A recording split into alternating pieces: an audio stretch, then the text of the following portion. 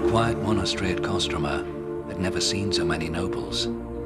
They were envoys from the National Assembly in Moscow, come to beg the great nun, Martha, to allow her son to take his rightful place as the next Tsar of Russia.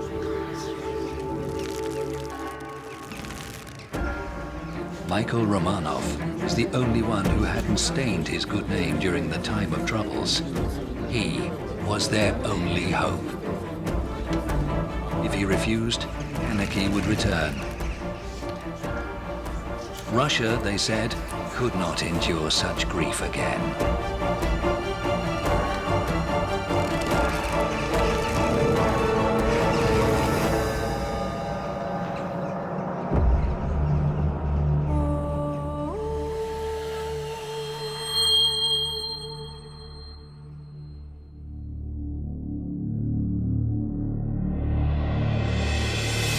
In 1598, Tsar Fyodor, son of Ivan the Terrible, died childless.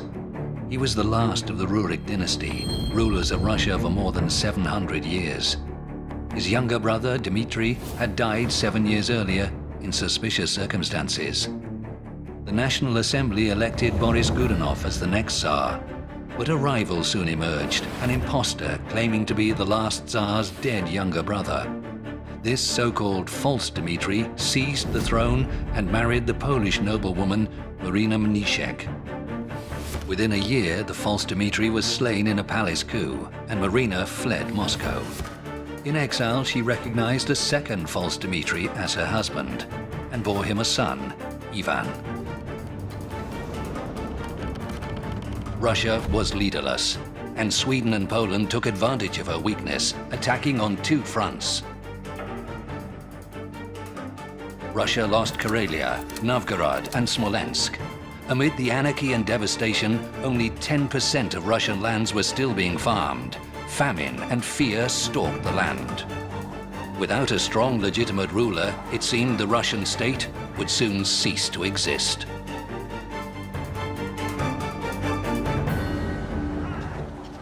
Towards the end of the brutal winter of 1613, delegates of the country's National Assembly traveled to Moscow, where they would decide the fate of the motherland.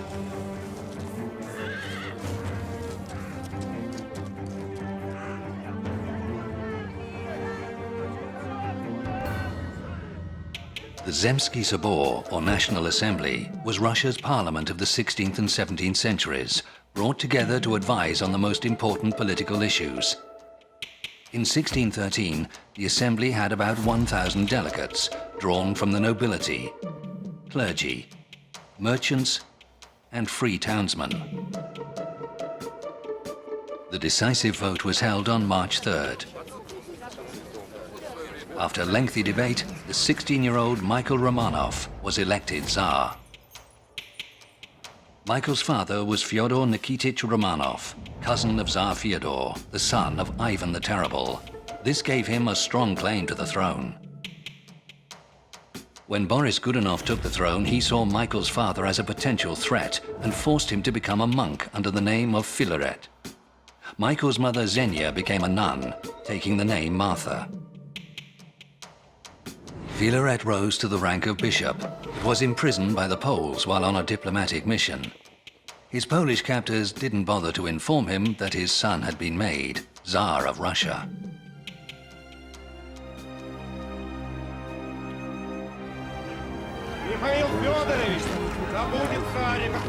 The people of Moscow, meanwhile, were informed of the National Assembly's decision through public announcements in Red Square. Michael Fyodorovich Romanov, it was declared, was the new sovereign of the Grand Duchy of Muscovy and Tsar of all the Russias.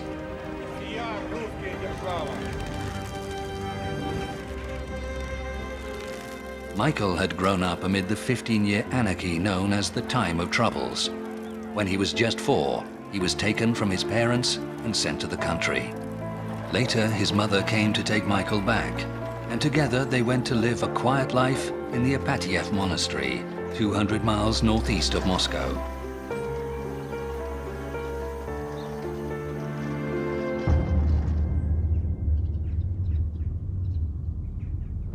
Hoarse and exhausted ambassadors, bearing the holy icon of Our Lady of St. Fyodor, spent hours persuading the Romanovs to accept power. Finally, they consented.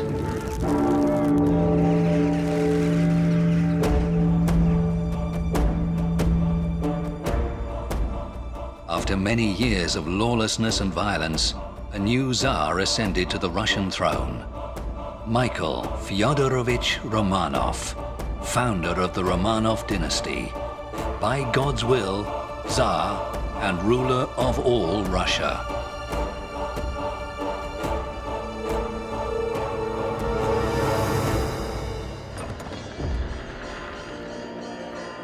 The coronation of Tsar Michael I was held on July 22, 1613.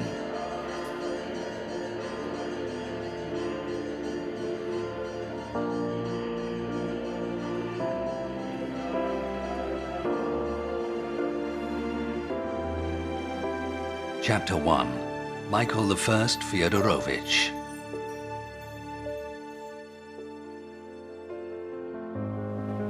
There was no going back for Michael Romanov. He ascended the steps of the Cathedral of the Assumption, the son of a noble, and descended them as Tsar. The state he was to rule was on the verge of collapse, so the young Tsar followed his intuition and ruled not as an autocrat, but in consultation with his advisors. On his initiative, the National Assembly, which had formerly met once every few years, began to meet more regularly to offer him advice. Despite the expectations of many, Michael didn't become a puppet of the noble factions at court. He remained his own man, biding his time. When one Dutch visitor suggested that Michael should take firm measures against his enemies, he answered, "Don't you know that our Russian bears never hunt in the first year of life? They only hunt when they are older."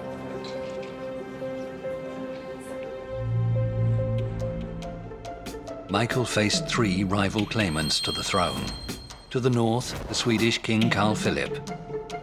To the west, the Polish Prince Władysław. And in the south, the 3-year-old Ivan, son of Marina Moniszek and the second false Dmitri. The boy's claim was upheld by 3,000 Cossacks, led by the adventurer Ivan Zarutsky. But their followers soon deserted their cause, and he and the boy were handed over to the Tsar's soldiers and brought to Moscow to meet their fate.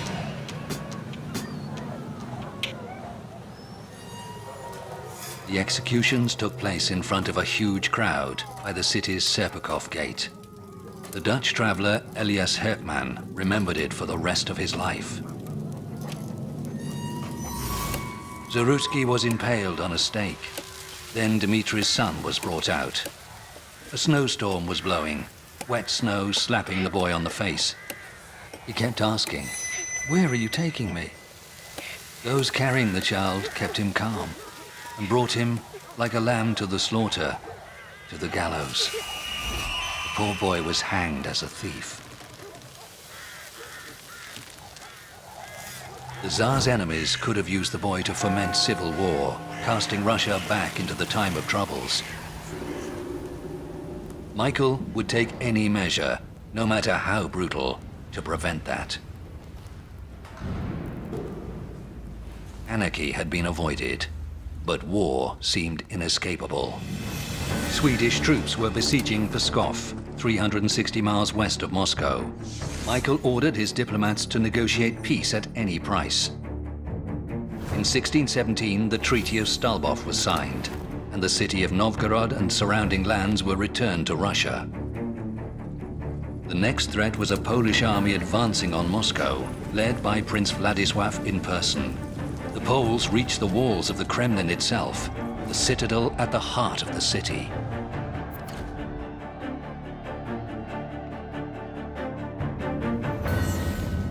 Russian spies learned that the Poles were digging a mine under the Arbat Gate, but the Tsar ignored the pleas of his advisors and refused to abandon the city.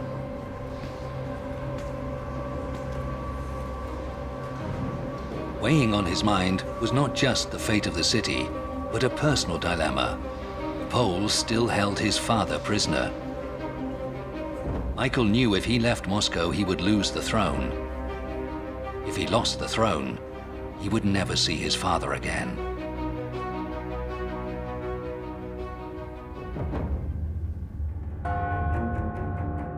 On December 1st, 1618, Poland and Russia signed the Truce of Diulina. The region from Vyazma to Chernigov was returned, but many issues remained unresolved. Smolensk remained under Polish control, and Prince Vladislav refused to renounce his claim to the Russian throne. But Russia was exhausted by war. It desperately needed peace, a breathing space, and time to rebuild. However, the treaty was a personal triumph for Michael. Under its terms, all prisoners taken during the time of troubles were to be returned. Amongst them, his father.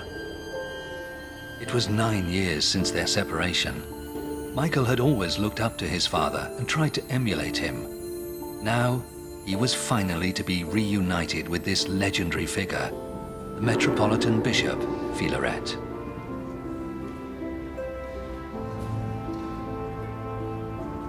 The father could see that his son had become a real Tsar of Russia, God's chosen ruler. 10 days later, the Tsar made his father Patriarch of Moscow, the head of the Russian Orthodox Church. From henceforth, they would rule together as father and son.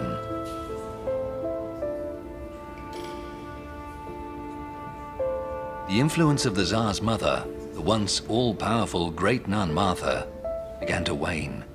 She no longer had any say in affairs of state and had less and less access to her son. The Tsar was now in his 20s, a grown man. Accordingly, it was announced that by God's will, the great ruler Tsar Michael had reached the age of adulthood, and the time had come for him to take a wife. The Tsar's mother had found a bride for her son, but Michael made his own decision. Years ago, during his exile, he had fallen in love with Masha Klopova, the daughter of one of his guardians, and promised to marry only her. The Tsar's decision was announced, and his bride-to-be was found rooms within the palace. The Soltykov brothers, relatives of the Tsar's mother, were put in charge of her safety. But just before the wedding, Masha suddenly fell dangerously ill. The palace was alive with rumor and suspicion. The Soltykovs summoned the best foreign doctors, who announced that a terrible disease was devouring the royal bride from within, and no cure was possible. People were soon whispering that the Tsar's mother was behind it because she was opposed to the marriage. In any event, Masha eventually recovered, only to be exiled to Siberia for apparently concealing an illness from the Tsar's advisors. An investigation later concluded she'd been poisoned by the Soltykovs, who were dismissed from court. But the whole affair put Michael off any thought of marriage for many years. When Tsar Michael turned 28, his relatives began to worry. Without an heir, the future of the dynasty was in doubt. Once more, his mother had a candidate. This time, reluctantly, Michael agreed to the match and was married to Princess Maria Dolgorukova. But 4 months later, Maria fell sick and died, the cause never fully established. After this latest disaster, Michael dismissed his mother from any involvement in his marital affairs, and instead arranged for the traditional election of a Russian royal bride. The advice he received was to watch the girls carefully from afar, appraising their age, complexion, eyes, and hair. Look for signs of injury or illness, and ensure she's healthy in mind and kind by nature.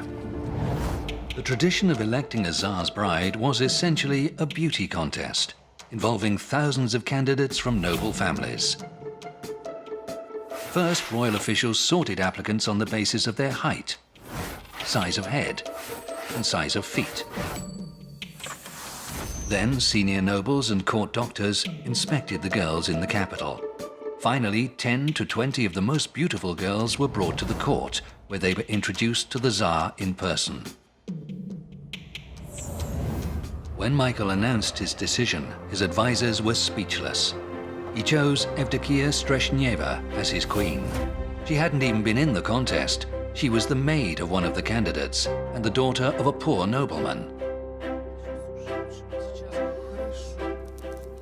From bitter experience, the Tsar decided to handle all the arrangements himself.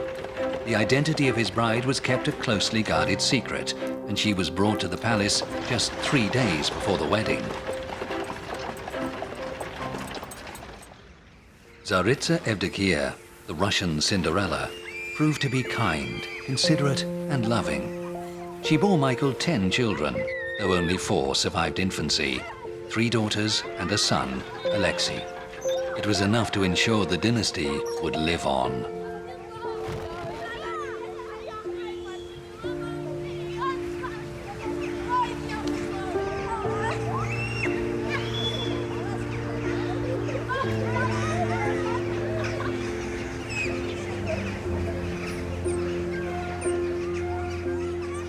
Michael and the land were at peace for a short while.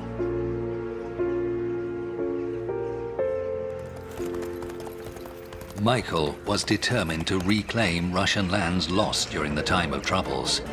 It would mean war with Poland. First, he reorganized the army, introducing new weapons and equipment based on developments in Europe. In particular, Michael learned from the Swedish army, the strongest in Europe. New regiments were formed with 8 companies of 200 men. Each had 120 musketeers and 80 pikemen. New muskets were bought, which weighed 4 kilograms instead of 6, so they could be fired without a support. By 1632, 10 new regiments had been formed, with a strength of 17,000 men. It was one thing to create a new army. It was another to teach it how to win on the battlefield. Russian forces were defeated outside Smolensk, and after 2 years of war, both sides sought a settlement. The 1634 Treaty of Polyanovka brought no territorial gains for Russia apart from the town of Sierpiesk, ceded by the Polish-Lithuanian Commonwealth. Russia also paid an indemnity of 20,000 rubles, in exchange for which King Władysław of Poland renounced his claim to the Russian throne. Russia itself was gradually becoming a more prosperous society. Thanks to Michael's efforts, English and Dutch specialists came to Russia to share their expertise. They lived in the foreign districts of the big cities, such as Moscow's famous German Quarter, and invested capital in local enterprises. Russians referred to the Germans, or often any foreigner, as Niemets, from the Russian word Niemoy, meaning mute, because they couldn't speak Russian. In the 10th year of his reign, Tsar Michael invited English geologists to investigate iron and copper ore deposits in the Ural Mountains. 8 years later, the first state steelmaking plant was opened in the region. 12 years after that, a Dutch entrepreneur built an armory at Tula, 100 miles south of Moscow, that's still in operation today. Russia soon began to export arms to some of the most developed countries in Europe.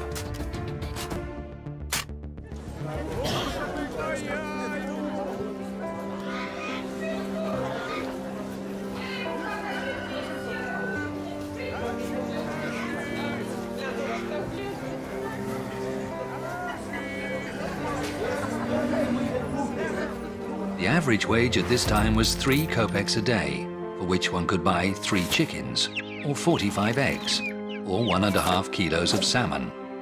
A sheepskin coat cost 50 kopecks, or about 2 weeks' wages. A pair of boots was 10 days' wages, while a cow cost 2 rubles, or about 2 months' wages. Abroad, the Russian state was gaining greater influence. In 1625, Shah Abbas, the ruler of Persia, sought to win favor by sending the Patriarch of Russia the Holy Robe. This sacred relic was believed to be the one worn by Christ before his crucifixion, later taken by one of the Roman soldiers present. Patriarch Filaret, the Tsar's father, ordained a week's fasting to mark its arrival before presenting the Holy Robe to the sick. 67 people were said to have been miraculously cured in the first 6 months alone.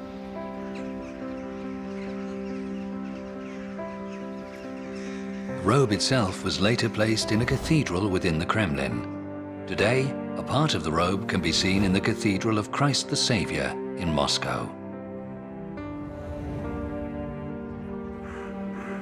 After the barbarism of the time of troubles, the Romanovs sought to nurture a cultural revival within Russia. One of Patriarch Filaret's first decrees was to restore the Tsar's once vast library, now largely destroyed.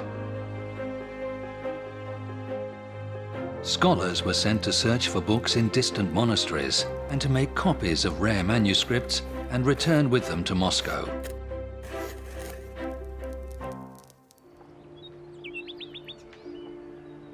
Just 30 years after the time of troubles, Russia was back to the level of prosperity she'd enjoyed before the state had slid into anarchy. Trade and productivity were on the rise. People had enough to eat and felt safe. It was an age of economic and political stability. Tsar Michael had achieved the impossible and brought the Russian state back from the brink.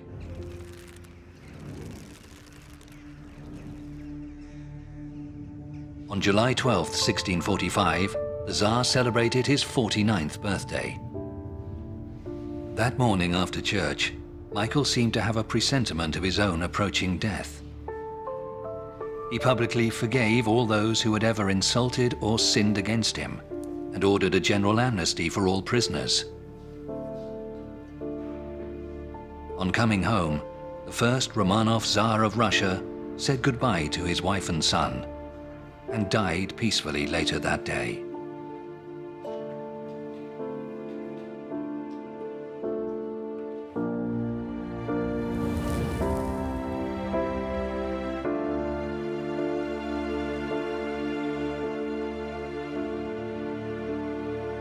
Russia mourned its much-loved ruler for 3 days. Many thousands from all ranks and walks of life came to pay their respects before his coffin. Services were held in his honor in all the churches of the land.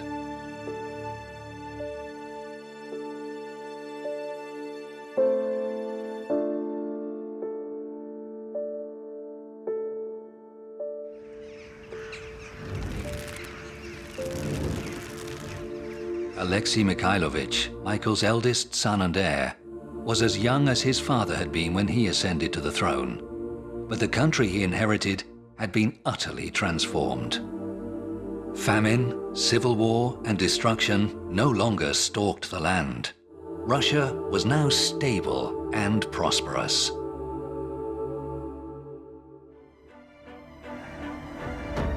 The new ruler of this reinvigorated state, Tsar Alexei, was handsome, intelligent, virile, and devout.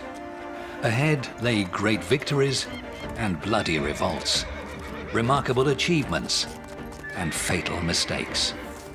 Alexei Mikhailovich was destined to become one of Russia's most controversial rulers.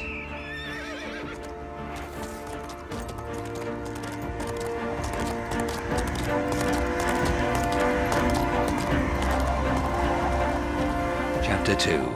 Alexei I Mikhailovich.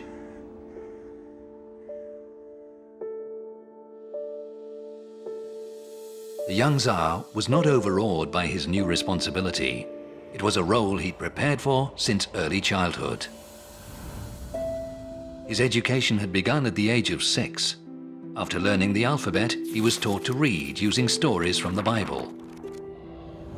The prince's household included 20 stewards, 6 teachers and 18 musicians, as well as bodyguards, acrobats and jesters.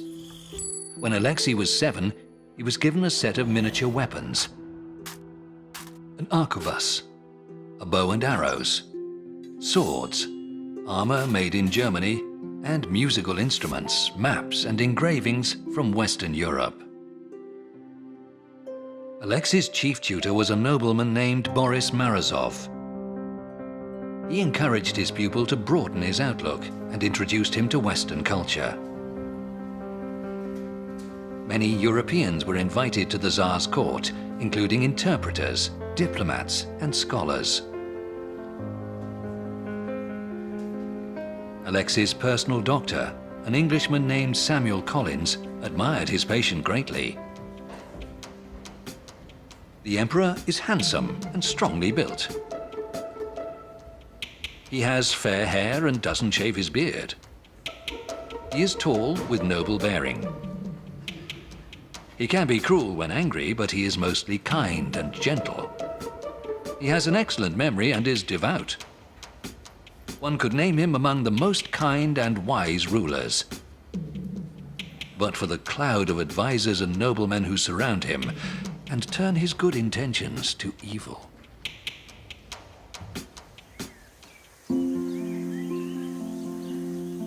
During the first years of his reign, Alexei pursued many passions. Much of his time was spent visiting remote monasteries to perform acts of worship. He also collected rare and exotic birds, kept an elk farm, and experimented with new agricultural techniques. He tried to grow melons, almonds, cotton, and grapes. But without doubt, his greatest love was hunting with his falcons.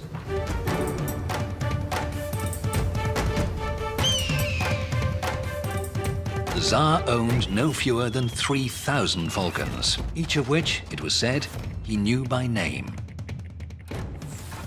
His household included 100 falconers of varied rank, paid between 6 and 60 rubles a year, not including bonuses. All were members of the Department of Secret Affairs, which handled the Tsar's amusements and private business. The head falconer, Afanasy Machushkin, was Alexei's close friend. The upkeep of the mews and hunting stables cost the treasury 75,000 rubles a year, the equivalent of about $10 million today. On the road, the Tsar's hunting party was more than half a mile long. First came 300 stewards mounted on richly decorated horses, 3 abreast. They were followed by 300 guardsmen in crimson kaftans, 5 abreast. Then 500 armored cavalry, 3 abreast. Next came 40 parade horses in ornately decorated harnesses, followed by the reserve carriage horses, and finally the Tsar himself in his English carriage, accompanied by courtiers and hangers-on, no more than a few dozen. Young Alexei was enjoying himself in a manner worthy of a Tsar. He left affairs of state to his tutor, Boris Morozov. But the nobles, jealous of Morozov's influence, urged the Tsar to marry, since a married man had no need of a tutor. But Morozov was not to be so easily outmaneuvered. When the Tsar expressed his desire to marry, the greatest beauties were brought to him from across Russia. He picked his favorite, but when she was brought to him a second time in court clothes, Morozov instructed the servant to tie her headscarf so tightly that the girl quickly fainted. It was declared that the girl had fainting sickness. To conceal this from the Tsar was a crime. Her father was exiled to Siberia, and her family fell from favor. Morozov, an elderly widower, then asked the Tsar to help him pick his own bride and introduced him to the Myaslavsky sisters. Alexei fell in love with the eldest sister, Maria, and married her, while Morozov married Anna, young enough to be his granddaughter, so strengthening further his ties to Alexei. Alexei's family life proved a source of great joy to him. Maria was 5 years his senior, but she proved a perfect match, an ideal Tsaritsa. They lived together for 20 years and had 13 children. The Tsar's gentle manners earned him the nickname the Most Quiet. but his reign itself would prove anything but. The clouds of war and revolt were gathering. On June 1st, 1648, Alexei and his court were returning to Moscow from the Trinity St. Sergius monastery. When the procession reached the city gates, they found the way blocked by a huge crowd. The people of the city had come to present a petition to the Tsar, complaining of the excesses of his bureaucrats. But the Tsar refused to speak to them. His guards drove them away and arrested the ringleaders.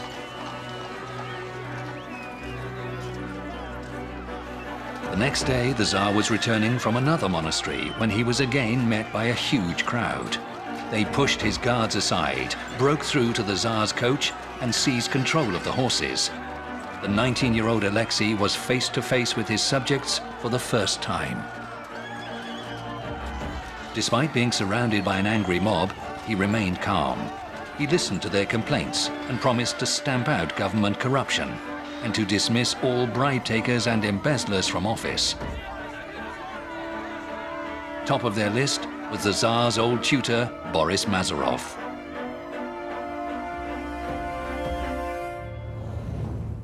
In the course of 2 years, Morozov had amassed a huge personal fortune and made himself the second richest person in Russia.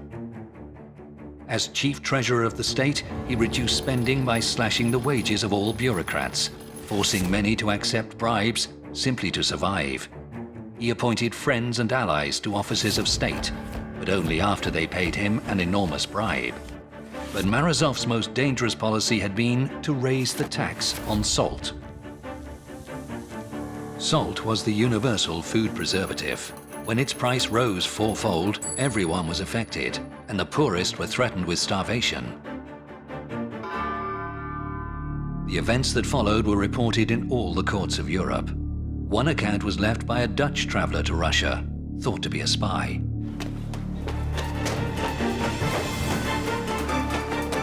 A crowd of people forced their way into the palace courtyard.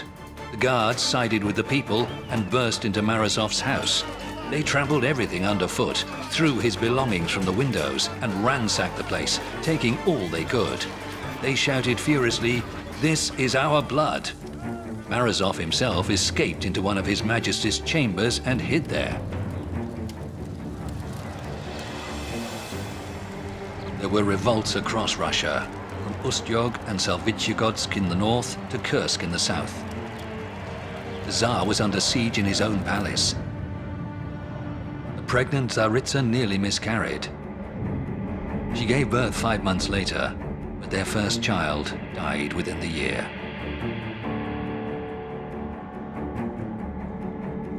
To appease the people, the Tsar ordered the execution of many corrupt officials, but not Morozov.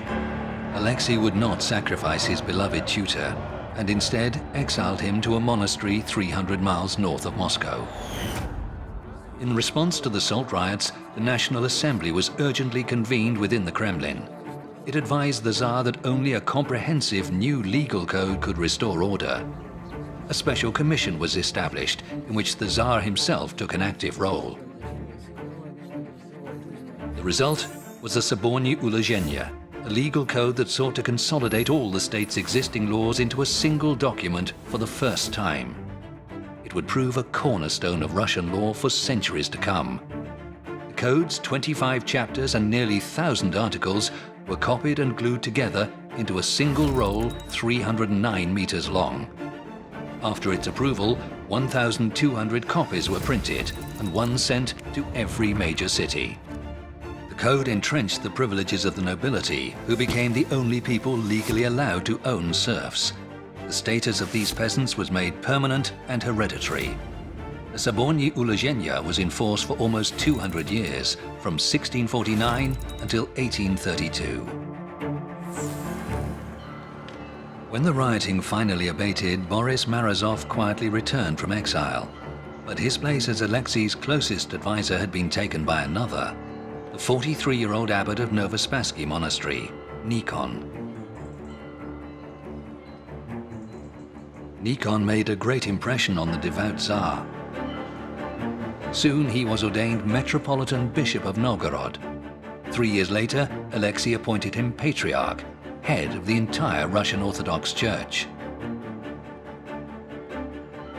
With the Tsar's backing, the new Patriarch began a large-scale reform of the Russian Church. Nikon believed that over the last 4 centuries, the rituals and beliefs of his native church had become riddled with corruption and abuse, and were increasingly at odds with the rites performed by the Greek Orthodox Church. The morality and conduct of Russian priests and monks had also been called into question.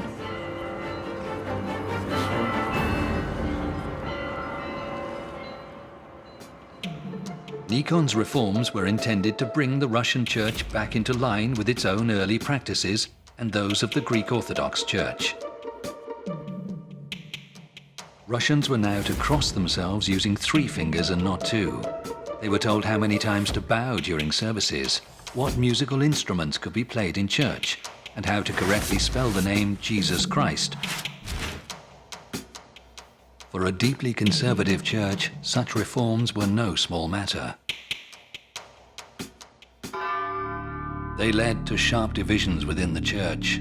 So-called old believers denounced them as heresy and continued to practice the old forms of worship in secret. But ultimately, it was their leader, Archpriest Avakum, who would be burnt as a heretic. Nikon's support grew steadily until by the end of Alexi's reign, his cause had become impossible to resist. Die-hard opponents remained, but many more embraced the practical benefits of his reforms, such as restoring discipline among the clergy and promoting education.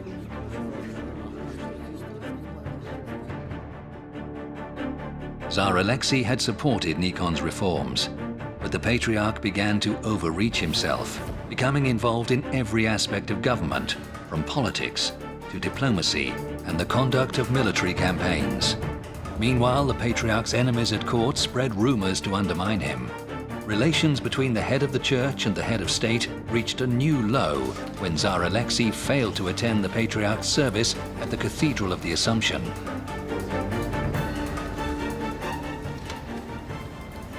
It could mean only one thing. Patriarch Nikon had fallen from favor and could no longer count on the Tsar's support.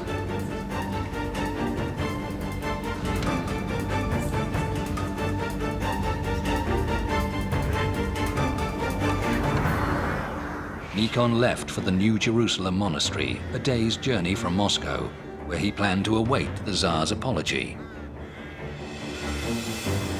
But it never came. Instead, the Tsar appointed a new Patriarch.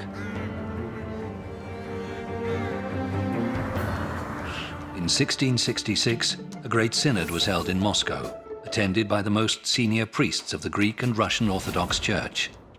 The synod dismissed Patriarch Nikon from his post, but at the same time excommunicated his great adversary, Archpriest Avakum, and upheld Nikon's entire program of church reform.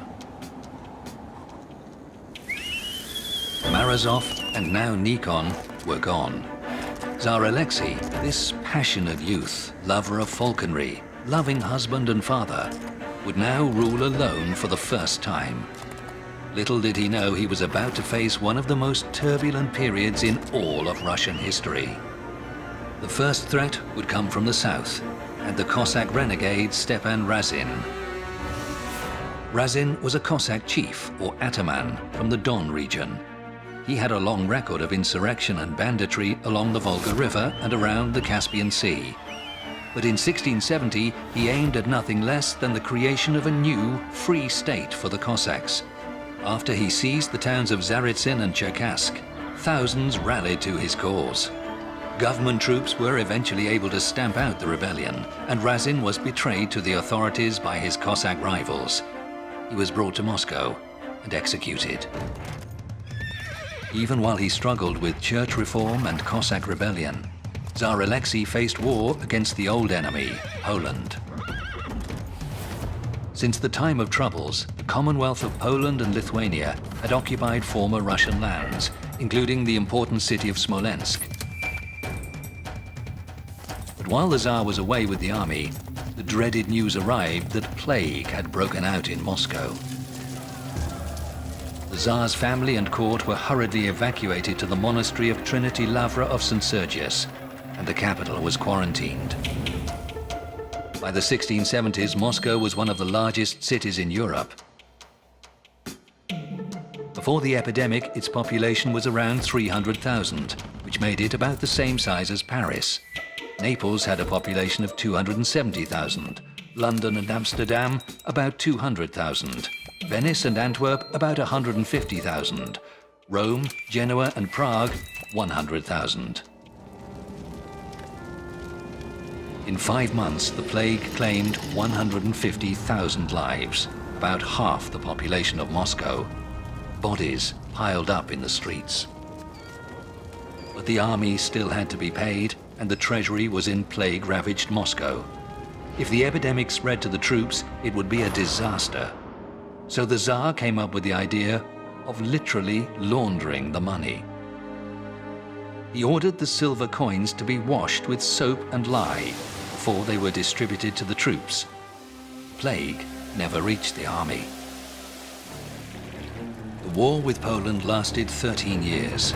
The Russians managed to win back some territory on their western border, but an empty treasury forced the Tsar to seek an armistice.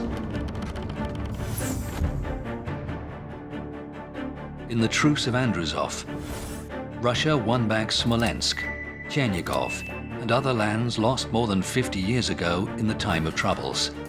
Eastern Ukraine also became part of the Russian state. To refill his treasury, Tsar Alexi decided to reform the currency. Because of the country's shortage of gold and silver, he introduced a copper coin with the same value as a silver coin. Wages were now paid out in copper, while taxes were still gathered in silver. The copper coins soon began to lose much of their value, but the Tsar's mints continued to produce them. Within 5 years, in Moscow, a single silver ruble was worth 12 or even 15 copper rubles. At the end of July 1662, when the Tsar was at his palace at Kolomenskoye, a few miles outside Moscow, posters appeared in the city, calling those responsible for minting copper coins thieves and traitors. The people of Moscow traveled to Kolomenskoye to see the Tsar.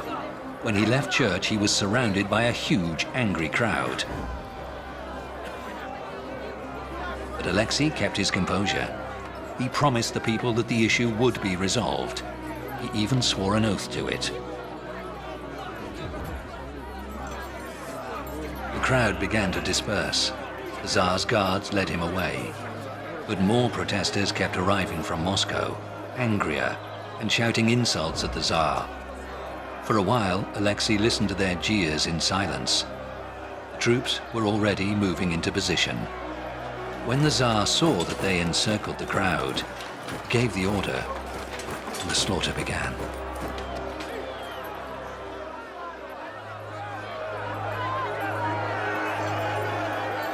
"2,500 people were killed at Kolomenskoye in just a few hours.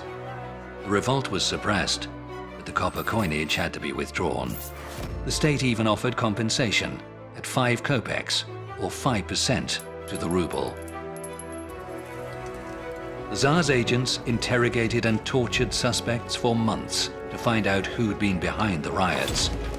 150 were hanged.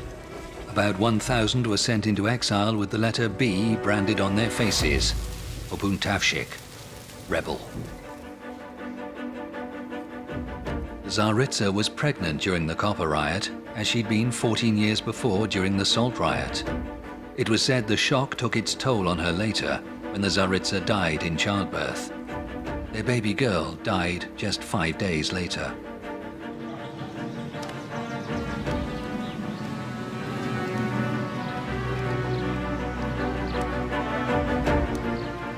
After the revolt, Tsar Alexei became deeply suspicious. He created a special section of the Department of Secret Affairs that combined the functions of counterintelligence, secret police, censorship, and a prison. It oversaw the work of all other state departments and was based not with them in the Kremlin, but at its own headquarters a few streets away at Lubyanka. Torture was used routinely during its interrogations. It also relied on a large network of paid informers, including state bureaucrats, shopkeepers, and innkeepers. The Tsar had his own office within the department, from where he increasingly handled all affairs of state. The Department of Secret Affairs also continued to run the Tsar's household and entertainments, and produced the day reports, the first weather reports in Russian history. By the end of his reign, Alexei had surrounded himself with flatterers and yes-men, who competed with each other to sing the praises of their glorious monarch. His public appearances became increasingly formal and magnificent, with new ceremonies devised in detail by the Tsar himself. The Tsar, recently widowed, seemed set on the path towards aging despotism and ever-increasing isolation. But an encounter one evening, as he dined at the house of his friend Artemon Matveyev, turned everything on its head. As per custom, the Tsar's first cup was presented by the host's young ward, the 19-year-old Natalia Narushkina. The Tsar was instantly captivated by her beauty and became determined to make her his wife. But proper protocol had to be observed. The selection of a new royal bride was announced, and 74 women of great beauty were brought to Moscow for the Tsar's appraisal. Only one of them knew the result had already been decided. Natalia Narushkina had won the Tsar's heart, and the selection was a mere formality. The wedding took place in the Kremlin, in the Cathedral of the Assumption, on February 1st, 1671. A year and a half later, the new Tsaritsa gave birth to a son. The boy would be known to history as Peter the Great.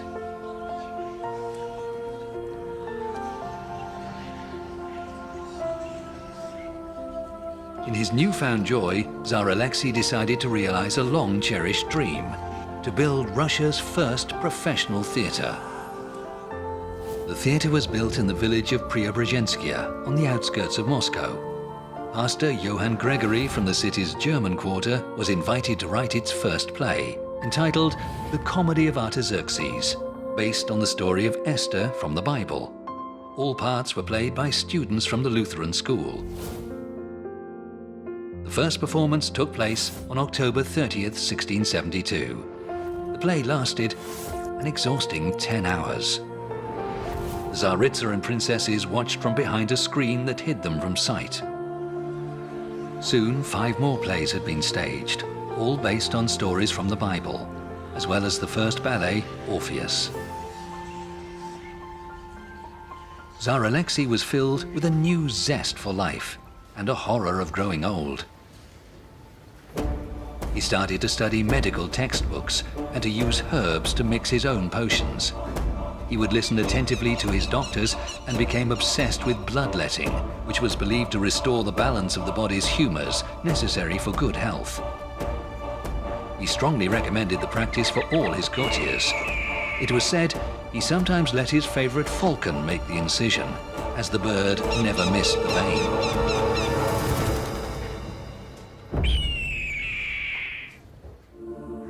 In January 1676, Alexei caught a cold, which he decided to treat himself. But his health deteriorated rapidly, and within a week his condition was without hope. On January 29th, the Tsar received the last rites and blessed his eldest son, Fyodor, as his heir and the next Tsar of Russia. He died the following night, aged 46.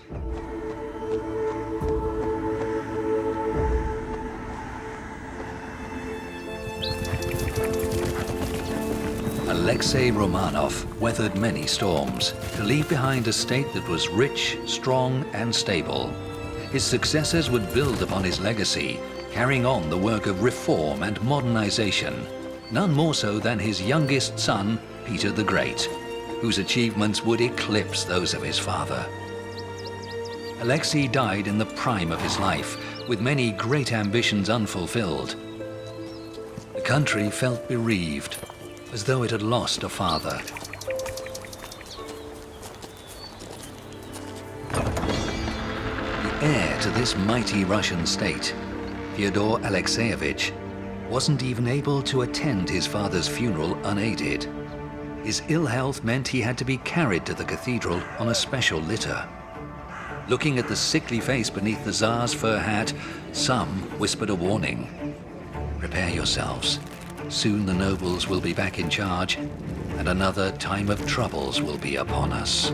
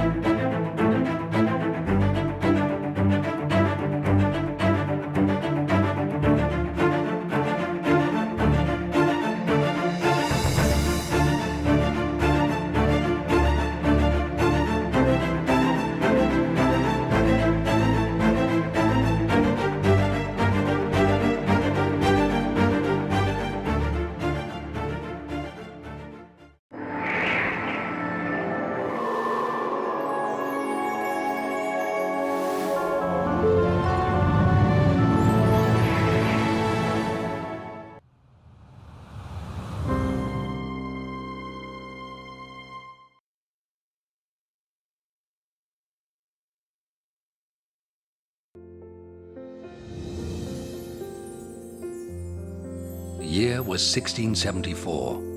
In the private theater of Tsar Alexi, the tale of the Byzantine princess Pulcheria was being retold. Long ago, she had been the elder sister of a Byzantine emperor, a 7-year-old boy given to daydreaming. So she ruled in place of her little brother and proved to be wise and fair. The tale delighted its royal audience, but one teenage princess, Sophia, was spellbound. This was her own dream, brought to life on stage.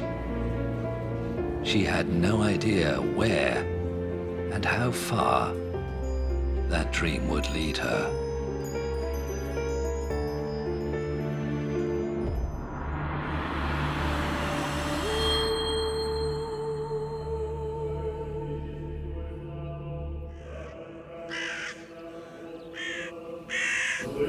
Two years later, when Tsar Alexi's eldest surviving son took the throne as Fyodor III, the House of Romanov seemed secure and stable. The succession was not in dispute. Alexi himself had named and blessed Fyodor as his successor from his deathbed.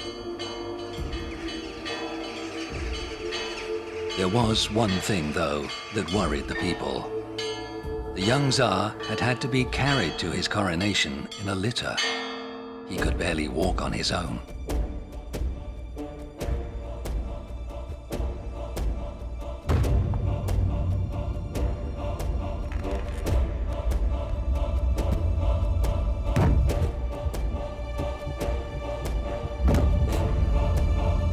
As Fyodor ascended the throne, many had caught openly hinted that the young Tsar was not long for this world. Chapter 1. Fyodor III Alexeyevich. Fyodor had suffered from chronic scurvy since childhood. It led to anemia, a blood disorder that left him profoundly weak.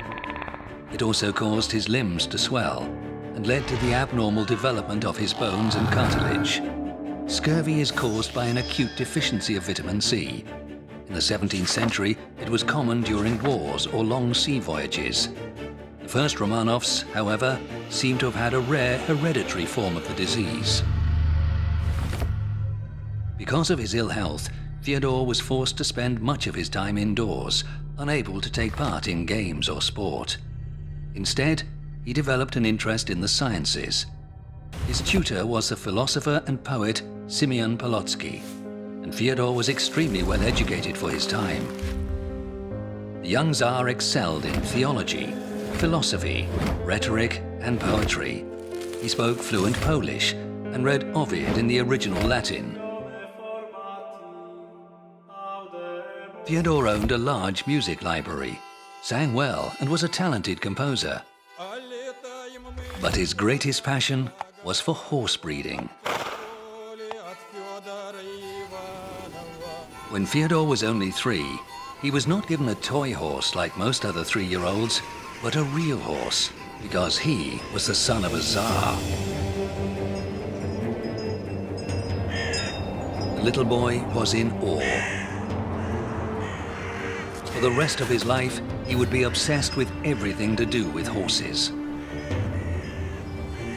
Fyodor's parents hoped that riding would improve the prince's health, but instead, their worst nightmare came true. One of his father's friends, boyar noble Artemon Matveyev, witnessed the accident. When he was 13, Fyodor decided to travel to the countryside by sledge, along with his aunts and sisters. He was given a hot-tempered horse to pull the sledge, which he mounted. But there were so many people in the sledge that the horse couldn't move it. It reared, threw the rider off, and he fell under the sledge. It ran over Fyodor Alexeyevich with all its weight and crushed his chest. Fyodor survived, but to add to his woes, he suffered chest and back pain for the rest of his life. Fyodor was an enthusiastic follower of the latest European trends. He wanted to be a reformer, to sweep away all that was outdated and backward in Russia, and bring in all the latest fashion and innovations from the West. But his illness left him effectively sidelined, a virtual prisoner in his own palace. Control of government fell into the hands of the Tsar's uncle, Ivan Miloslavsky, and his family. His rival, Artemon Matveyev, a brilliant diplomat and sworn enemy of the Miloslavsky clan, was sent into exile. Under the young Tsar, power once more lay with the boyar nobles. Miloslavsky dismissed the Department of Secret Affairs and the Department of Accounting, the former instruments of royal government. He himself took over 2 key government departments, the Great Treasury, which controlled state finance, and the Department of Ambassadors, in charge of foreign policy, as well as other minor departments. Other departments were distributed amongst his friends and relatives, some of whom held up to half a dozen different government posts. In just a few years, the number of government departments increased from 42 to 60. The total number of bureaucrats rose from 882 to 2,762. This new bloated administration was riddled with corrupt and lazy officials, many of whom owed their place to the Miloslavsky family.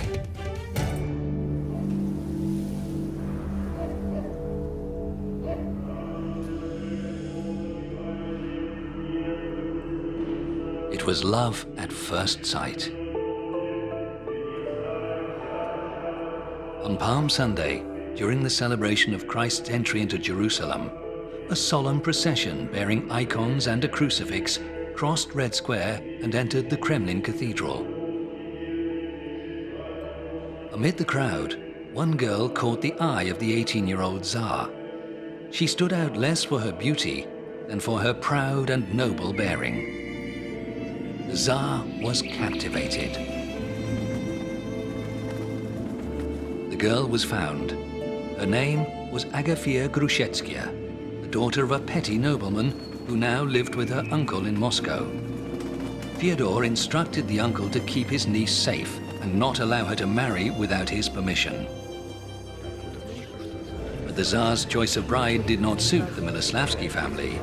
They wanted him to marry a girl from their own family, not the daughter of some impoverished provincial noble.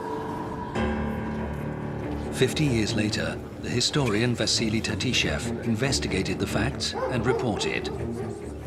Ivan Miloslavsky slandered Agafia in front of the Tsar, claiming that both she and her mother were known to be guilty of several obscene acts. But the girl found out about this unjust accusation, and when questioned by officials, declared that no one should be in any doubt as to her honor, and swore to it on her life.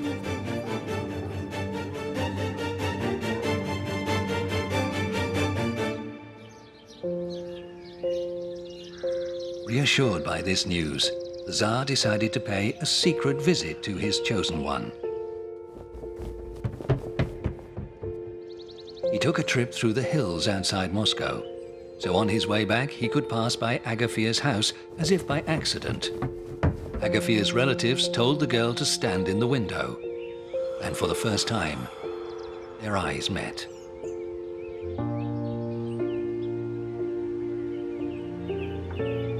Fyodor took the first independent decision of his life. The scheming and deceitful Ivan Miloslavsky was dismissed from court. He was no longer welcome in the Tsar's presence. To respect tradition, a formal presentation of bridal candidates was arranged for the Tsar. But everyone knew the name of the winner before the contest even began. The Tsar, the candidates, and the organizers. But it was unthinkable to overlook the ancient custom. Fyodor, now 19 and married, was at last recognized as having reached his majority and assumed the full authority of the Tsar. Now, he would take control of his own fate and push forward his own ideas on how Russia should be governed. His first act was to summon all the nobles of the realm, the most senior nobles, the boyars, his advisors, the okolnichi, and the members of the council.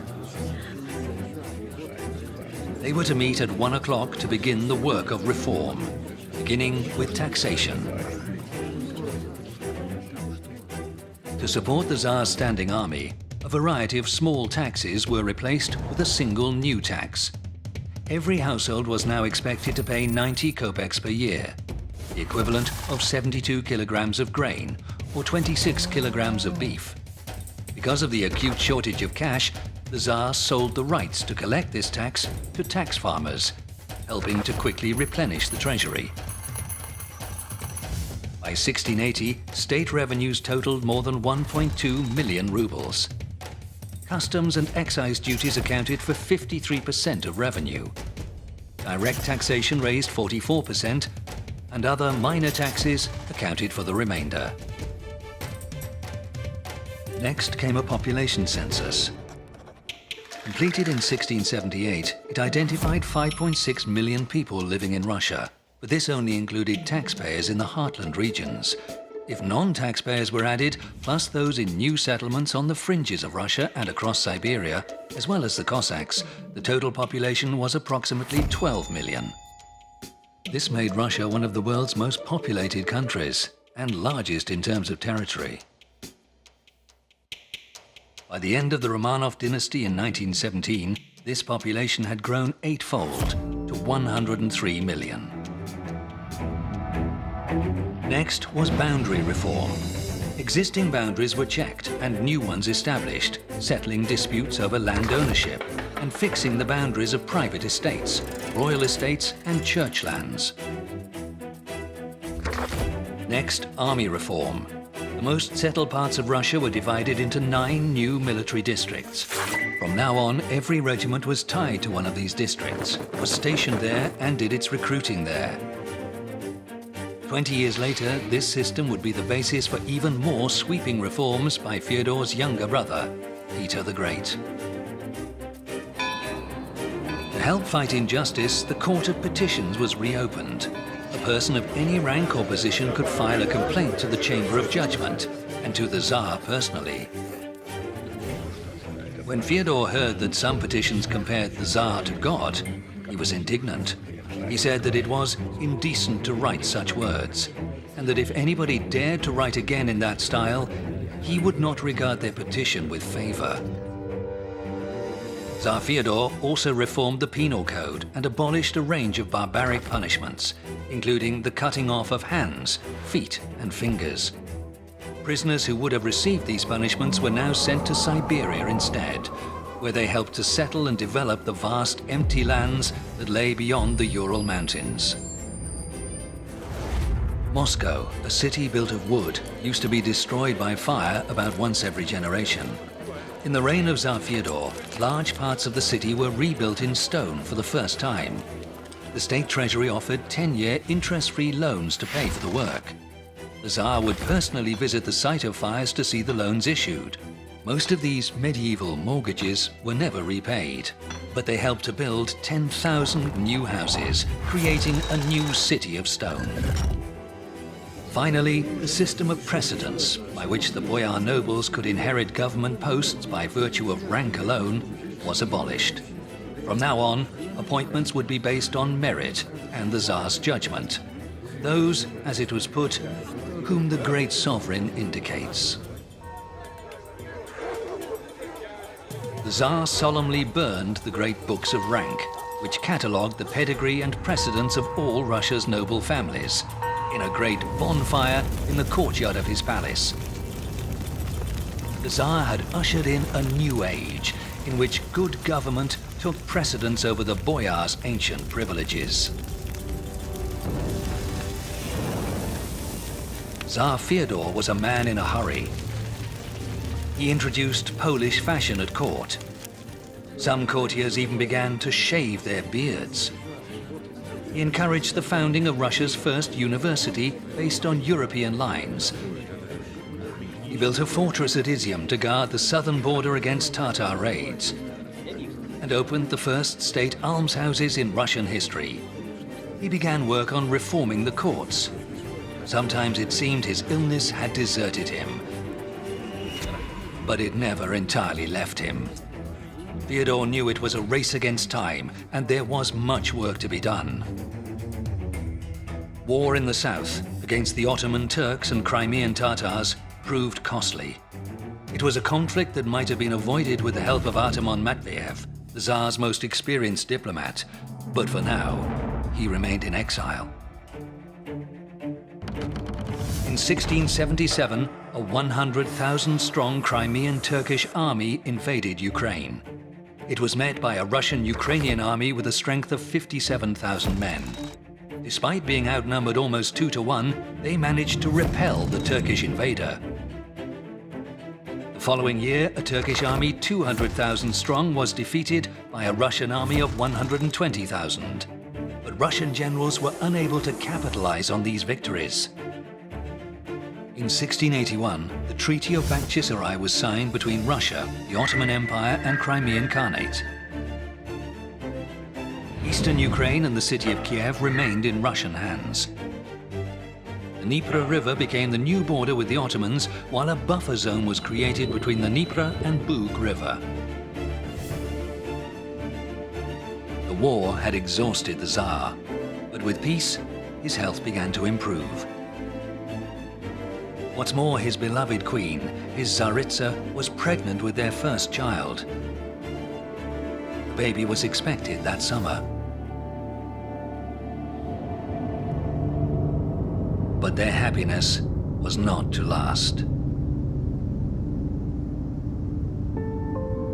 There were complications with the birth. Agafia died 3 days later, on July 14, 1681. Their infant son outlived his mother by just 6 days. Fyodor was thrown into despair. His always frail health now began to deteriorate with alarming speed. Fyodor knew he needed an heir to ensure a peaceful succession when the time came, and 7 months later, he married again. This time his bride was a 14-year-old girl named Marfa Apraxina. Fyodor did not even have the strength to stand during the wedding ceremony. Just 10 weeks later, he was dead at the age of 20. His final decline was so rapid, he didn't have time to leave instructions about his succession.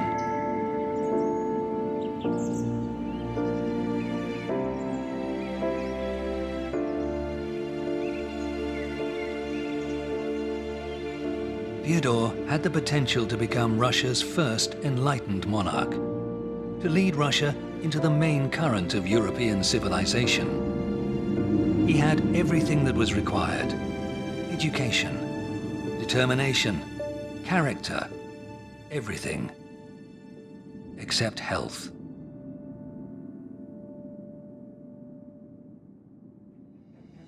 Tsar Theodore III ruled Russia for just 5 years, but in that time he created the basis for one of the strongest armies in the world, introduced a system of social welfare, reduced taxation, expanded the borders of his realm, transformed Moscow from a city of wood into a city of stone, and laid the foundations of a secular system of education.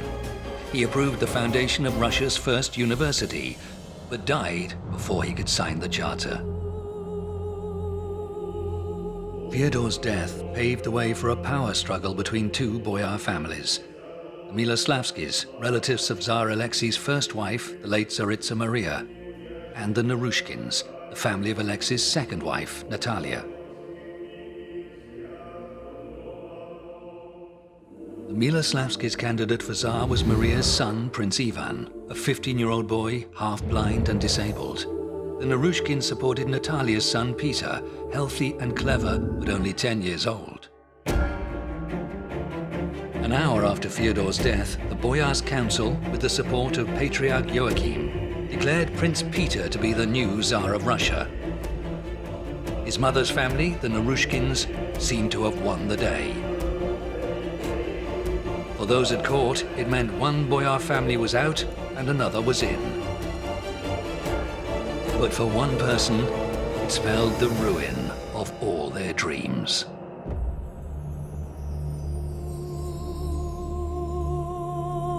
Chapter 2. Sophia Alexeyevna.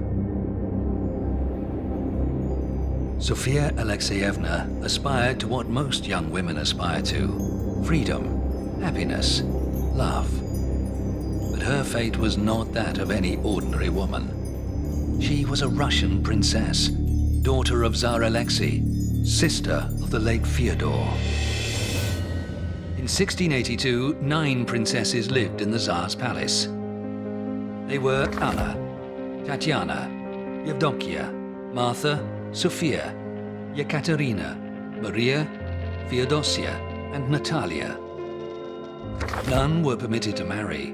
No Russian man was of sufficient rank, and foreigners did not share their Orthodox faith.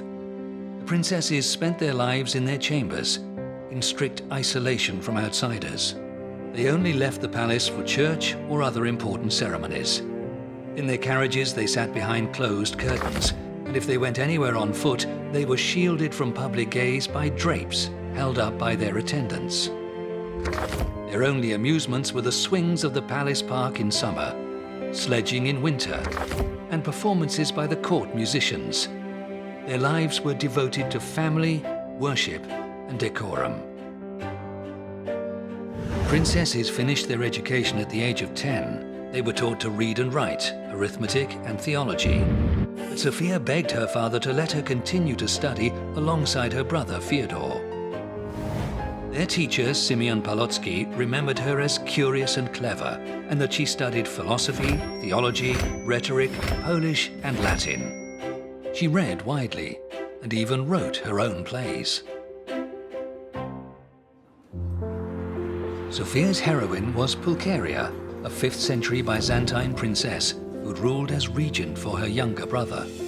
It was what Sophia dreamed for herself. Her brother, Tsar Fyodor, had occasionally listened to her advice, but no more. His death gave Sophia a long-awaited chance. Sophia was counting on her disabled brother Ivan becoming Tsar. Then she could become the Russian Pulcheria and rule for him as regent. But the Narushkins were about to thwart this plan by placing Peter, not Ivan, on the throne. So Sophia decided to intervene. Her plan centered on the Streltsy, the musketeer units that were the core of the Russian standing army. There were 26 regiments, 22,500 men stationed in Moscow. Their privileges included not having to pay taxes and being allowed to carry out private business when not on active service. A private soldier was paid between 3 and 5 rubles a month, equivalent to between $600 and $1,000 today. An officer was paid 4 times as much, between 15 to 20 rubles a month, while a colonel made between 30 and 60 rubles. Some unscrupulous colonels dipped into their soldiers' wages to augment their own pay. Streltsy wages were paid irregularly and late. Officers not only skimmed off some of their soldiers' pay, they sometimes made them work like serfs on their own estates. Streltsy had been pushed to breaking point, a situation Princess Sophia planned to use to her advantage. Meanwhile, the Narushkins' most able supporter, Artemon Matveyev, had just returned to Moscow from exile. This news persuaded Sophia to act without delay. Her supporters told the Streltsy that the Narushkins had poisoned Tsar Fyodor and strangled his son, Prince Ivan. At the insistence of Patriarch Joachim, Princes Ivan and Peter, both perfectly well, were shown to the public. But the Streltsy were out for blood. They broke into the palace, looking for the Narushkins and their supporters. Prince Ivan hid in a corner, while Prince Peter clung to Artemon Matveyev. The Streltsy pushed the young prince aside and dragged Matveyev away. A servant of the Patriarch witnessed the revolt and later described the scene. Artemon Matveyev was hacked to pieces. Boyar Yuri Dolgorukov was dragged behind the gates and stabbed to death. The next day, his body was also cut into pieces. The Streltsy ransacked the treasury and entered the Tsar's chambers with weapons, looking for boyar nobles to kill. They smashed down a door to the Patriarch's chambers and threw his steward from the window, where he hanged from the end of a rope.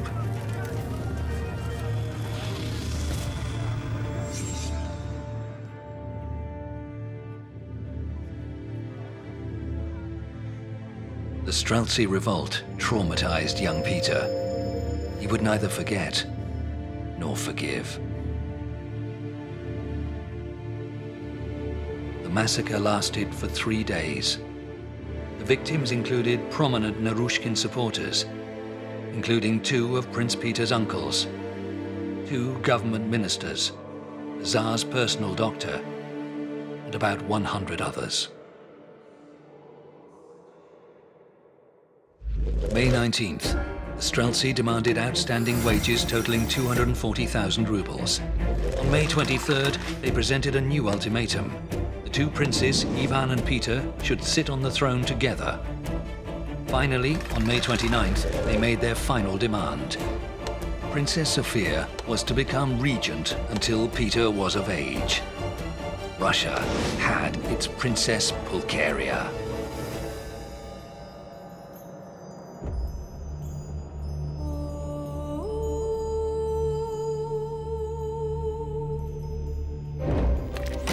Sophia was playing with fire.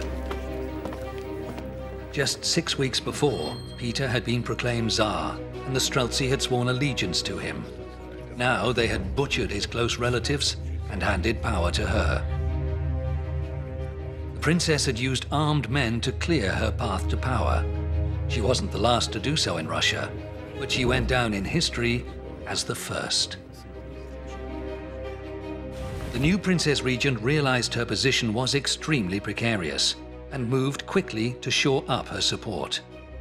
First, she ordered the payment of all outstanding debts to the Streltsy, even melting down some of the Tsar's silverware to meet the cost. Then Sophia gave all the key posts to her allies. The ambassador's department, which handled foreign affairs, was given to her favorite Count Vasily Galitzin. Streltsy, Reiter cavalry and great treasury departments, effectively control of the army as well as state finances, were given to Count Ivan Khovansky, nicknamed the Windbag. Khovansky, a veteran general and favorite of the Streltsy, soon realized that his new position gave him almost unlimited power, a temptation he could not resist. So began the Khovanshchina, the bloody summer of 1682, when power in Moscow resided with Khovansky and his Streltsy troops. The Russian capital had been occupied by its own army. Princess Sophia had unleashed a dangerous power struggle that threatened to topple Russia into anarchy. Thankfully, the Streltsy were not the only military force in Russia. Now, she would turn to the nobles.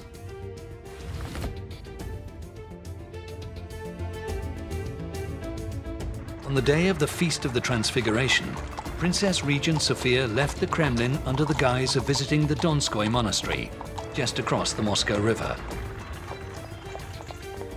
But instead, she left the city and made for the monastery of Trinity St. Sergius, where she planned to take refuge.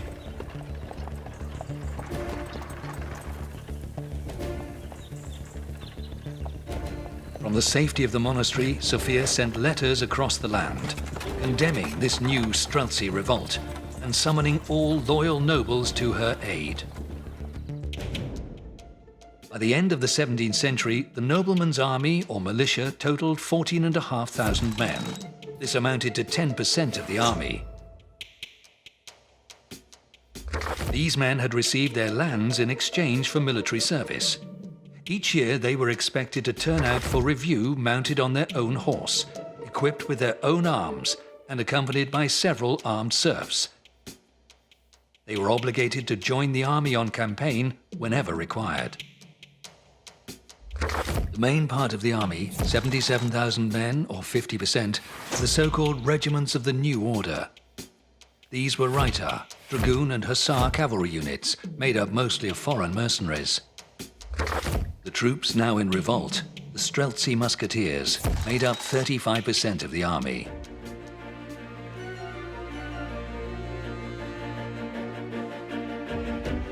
Time was running out for Khovansky. His arrogant behavior had made him many powerful enemies.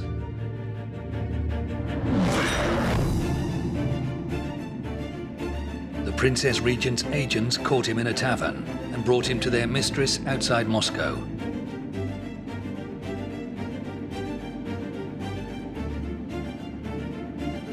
He was pushed to his knees before the Princess Regent, read his crimes of treason and mutiny, and beheaded. His position as head of the Streltsy department would go to Fyodor Shaklovity, Sophia's new favorite.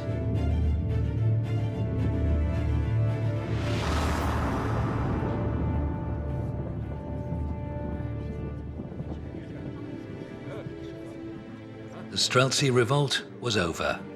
The Princess Regent returned to Moscow and took residence in the Kremlin with Tsar Ivan, while Peter, regarded as the junior Tsar, moved to the palace of Preobrazhenskaya.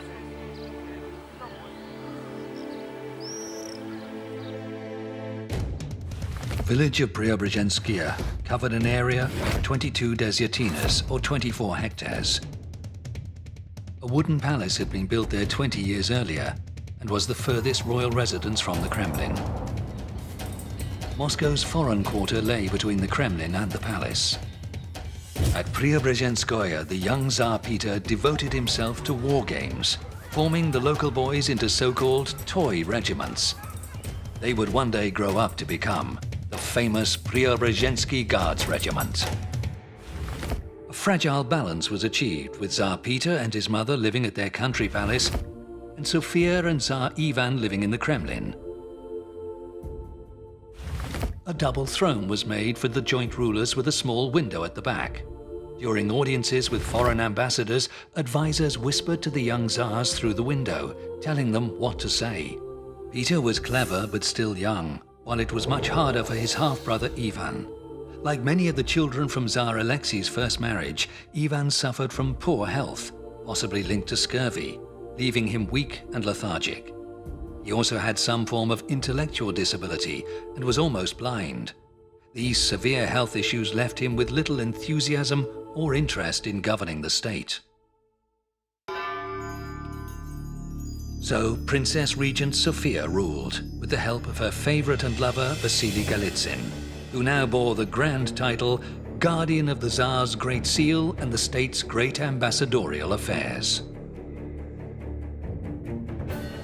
With Sophia's backing, Galitzin worked out a breathtaking program of reform that was 150 years ahead of its time. Its starting point was the abolition of serfdom. But such radical ideas were impossible to realize at that time. Any attempt to free the serfs would have triggered a wholesale revolt of the nobles. Contemporaries called Vasily Galitzin the Great. He favored Western-style reforms, spoke 5 languages fluently, was a superb diplomat, and had a great breadth of knowledge. What's more, he was said to be the most handsome man in Moscow. Sophia was completely in love with him and wrote to him almost every day. In her letters, she told him how she prayed for his good health and urged him not to exhaust himself with endless work. Her gratitude, she wrote, was impossible to express. Without him, none of her achievements would have been possible. Galitzin urged Sophia to continue her brother Fyodor's reforms, but she never fully grasped the need for such changes. What's more, she faced stubborn opposition from the boyar nobles. Nevertheless, it was Sophia who opened Russia's first institute of higher education, the Slavonic Greek-Latin Academy, based on the institute founded by Fyodor. Its first professors were 2 Greek brothers, both of them renowned scholars. A degree took 12 years. The main disciplines were Greek, Latin, grammar, rhetoric, philosophy, and theology. The academy was situated in the buildings of the Zaykano-Spassky Monastery. Today, it is the site of the Russian State University for the Humanities. The academy later spawned the Lomonosov Moscow State University, the Russian Academy of Sciences, and the Moscow Theological Academy. In 1686, negotiations began with Russia's western neighbor, the Polish-Lithuanian Commonwealth. Galitzin led a series of long and grueling discussions, which eventually led to the signing of a Treaty of Eternal Peace in Moscow. This bound the kingdoms of Princess Regent Sophia and King Jan Sobieski in alliance, and was to prove the crowning achievement of Russian foreign policy in the 17th century. Russia's gains included the regions around Smolensk and Chernigov, as well as parts of eastern Ukraine and the cities of Zaporozhye and Kiev.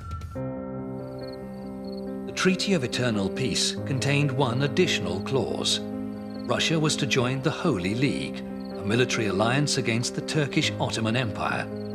This obliged Russia to go to war against the Crimean Khanate, an Ottoman ally. But Galitzin was not in favor of war and wanted to delay as long as possible. Despite his misgivings, Sophia placed Galitzin in charge of the army for the forthcoming campaign. She dreamed of great victories that would unite Russia behind her and cover her beloved Galitzin in glory. No sooner had he left for the front than Sophia began to write to him. In her letters, she called Galitzin by his pet name, Vashenka, and worried endlessly about his safety. It was only when she embraced him with her own arms, she wrote, that she would know peace again. In May 1687, a 100,000-strong Russian army joined forces with Don and Zaporozhye Cossacks and advanced towards the Isthmus of Perekop. They found the fields had all been burnt, leaving no food for the horses. Some said it was the Cossacks, not the enemy, who burnt the land, in fear of Russia's growing power. The campaign was cut short. The next year, an even bigger Russian army advanced south. The war's only battle was fought on May 15th, after which the Tatars retreated and the Russians advanced to Perekop. When the news reached Sophia in Moscow, she was ecstatic. Her letters back to Galitzin overflowed with love and adulation, and longing for the day they would be reunited. Galitzin, however, could advance no further. In fact, he was already on his way back to Moscow. The scorched earth tactics of his enemy had starved his army of food and water, leading to the loss of half his men, even though there had been no major battles. The campaign was, in fact, a complete disaster.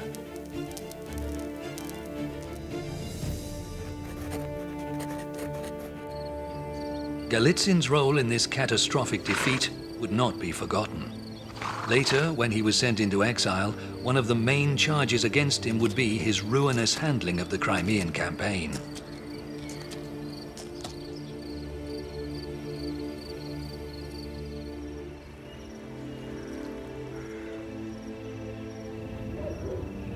On the eve of the debacle, he suffered the worst blow of all, the betrayal of his beloved.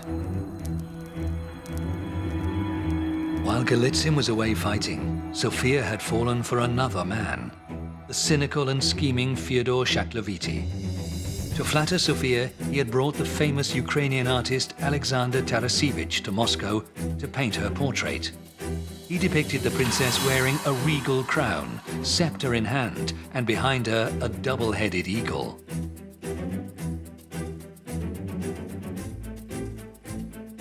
Sophia adored it. She ordered the portrait to be engraved in copper, so copies could be printed and sent to all the courts of Europe.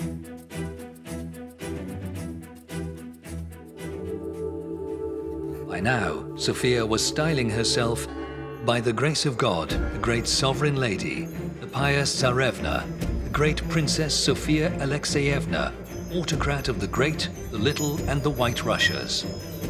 At state ceremonies and ambassadorial receptions, she no longer felt the need to stand at a respectful distance behind the Tsar's throne. It was said her inspiration was the English Queen, Elizabeth I.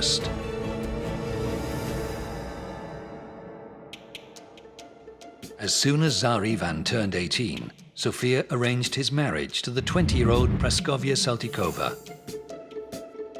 Sophia was counting on the birth of a male heir to cement the Miloslavsky branch of the Romanov dynasty in power. The rival Narushkin branch had, of course, had the same idea. Peter was not quite 17 when his mother, the Dowager Tsaritsa Natalia, married him off to the 19-year-old Yevdokia Lapukina. She was neither clever nor educated, but healthy. The outcome of these marriages would shape the future of the Romanov dynasty for generations to come. Ivan and Praskovya had 5 daughters, but only 3 survived infancy: Ekaterina, Anna, and Praskovya. Anna later became Empress of Russia. Ekaterina's daughter Anna Leopoldovna became regent for the young Ivan VI, but he was the last male of the Romanov-Miloslavsky line. Peter and Yevdokia had 3 sons, but only the eldest, Alexi, lived. His son became Emperor Peter II, but he was the last male of the Romanov-Narushkin line. On May 30th, 1689, Tsar Peter came of age. Sophia was now supposed to step down as regent, but she had no intention of giving up power. Instead, Shaklovity began spreading false rumors amongst the Streltsy regiments, claiming that the Narushkins planned to assassinate Sophia and Tsar Ivan and send the Streltsy away to garrison remote fortresses. The Streltsy were unhappy, but would not risk open revolt. Then Shaklovity let it be known that those who joined his conspiracy would be paid. 2 rubles for each private, 10 for each officer, 100 for each colonel, plus the right to plunder the houses of their victims. Moscow was on a knife edge. On the night of August 7th, loyal Streltsy officers arrived at Peter's palace. They told him that Shaklovity was planning to use the Streltsy to murder Peter and his family. Peter reacted with horror and outrage. Before fleeing to safety, he wrote a letter to Ivan, his brother and joint ruler. Our sister, Princess Sophia, runs our country as she wills. Bandits like Shaklovity and his friends plan to murder us and our mothers. Now, brother Tsar, we shall rule our country on our own, since we are both men. Our sister has nothing more to do with it. It is shameful, Tsar, to be men and to have someone else rule in our place.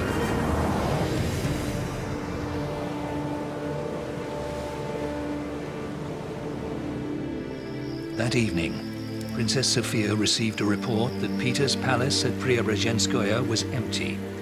Tsar Peter, his mother, pregnant wife, and entire court had left for the monastery of Trinity St. Sergius. His so-called toy regiments, now composed of young men, followed him there, together with one loyal Streltsy regiment. Rumors began to fly around Moscow. Everyone was on edge. But quickly, the mood began to turn against Sophia.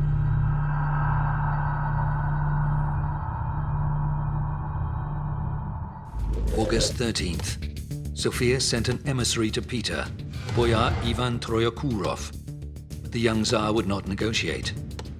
August 16th, Boyar Peter Prazorovsky visited the monastery with the same result. August 20th, Sophia begged Patriarch Joachim to visit Peter. He went, but did not return. He stayed with Peter. Boyars, officials, and even Streltsy began to flock to Peter's rival court. August 27th, Sophia left to negotiate with her brother in person. She realized that she shouldn't, that her humiliation would likely be in vain, but she could not simply sit and wait.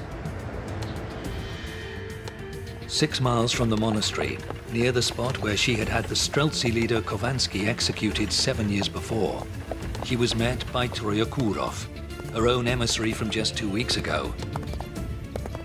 He handed her Peter's order to turn back. August 31st, Sophia returned to the Kremlin, where she gathered the Streltsy in the square. She told them that Peter's advisors sought to divide them by inventing plots against Peter's life, but that she was confident of their loyalty to her. But her speech made little impact.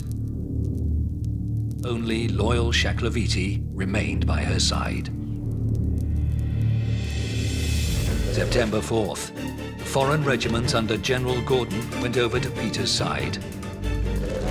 September 6th, the Streltsy arrested Fyodor Shaklovity and took him to Peter for sentencing.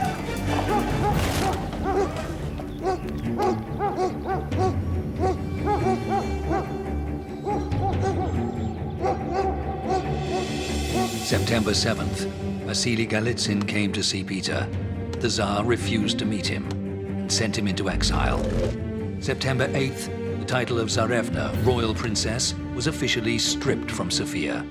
September 9th, Troyekurovich informed Sophia of the Tsar's will. She was to enter the monastery of Novodevichi and remain there for the rest of her life. September 12th, Shaklovity was beheaded by the main road outside the Trinity Monastery. October 16th, the Tsar's court, boyars and army returned to Moscow, and Peter I took up the reins of government. His elder brother, Ivan V, remained joint ruler, taking part in ceremonies when his strength allowed. But his health continued to decline. Soon, Ivan found it difficult to walk and was almost completely blind. He died 7 years later, on February the 8th, 1696, aged just 29. Princess Sophia lived under guard in a tower of the Novodevichi monastery. She received food from the Tsar's table, as well as an allowance of 2,600 rubles a year, the same as the other royal princesses. A small staff of servants lived with her, an old nanny, 2 clerks and 9 maids. For 9 years, Sophia lived quietly in the monastery, reflecting on her years of power and the fate of her 2 lovers, one executed, the other exiled to the north. But she also continued to intrigue, exchanging secret letters with her supporters. In June 1698, Peter was in Holland learning to build ships. But back home, poor treatment led 4,000 Streltsy to kill their officers and march on Moscow, intending to restore Sophia to the throne. They were met by government troops, the Preobrazhensky Regiment, the Semenovsky Regiment, the Lefortov Regiment, the Foreign Regiment under General Gordon, and the Nobles' Militia under General Shane. The Streltsy were defeated at New Jerusalem, 30 miles from Moscow, and reprisals began. General Shane conducted the initial investigation. He had 130 Streltsy hanged, 140 whipped and sent into exile, and 1,960 banished to remote regions. But in August, Peter returned to Moscow and renewed the investigation. He had another 2,000 Streltsy executed and 600 more flogged and branded. Streltsy corpses were hung from the walls of the Kremlin and Sophia's residence, the Novodovichi monastery. Streltsy property was plundered, and even the 16 regiments that didn't take part in the revolt were disbanded.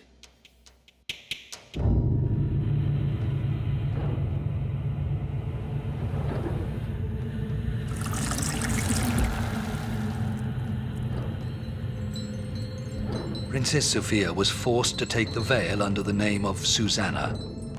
Boyars close to her were interrogated and then banished to distant monasteries. Her allowance was slashed, her staff changed, and security tightened.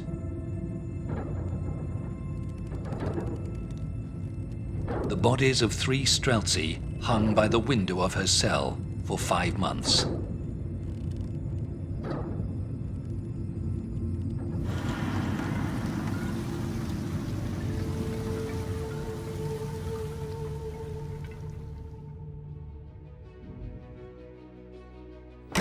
Once, she had struck terror at court, won the favor of any man she wanted, held the power to invoke and quell revolts, waged wars, and concluded brilliant peace treaties.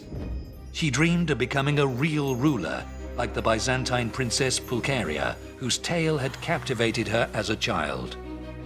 She had defied all the odds to make her dream a reality, becoming the first Russian princess to escape her secluded existence, the first to live life and wield power. But in the end, her downfall was complete. For 7 years of rule, she spent 15 years in a monastery cell. She died in 1704, aged 46, and was buried in the cemetery of the Novodovichi monastery. By the time of her death, great changes were sweeping over the country she had once ruled. Changes that would transform Russia forever. The history of the old Russian state was at an end. The history of a new Russian empire was beginning.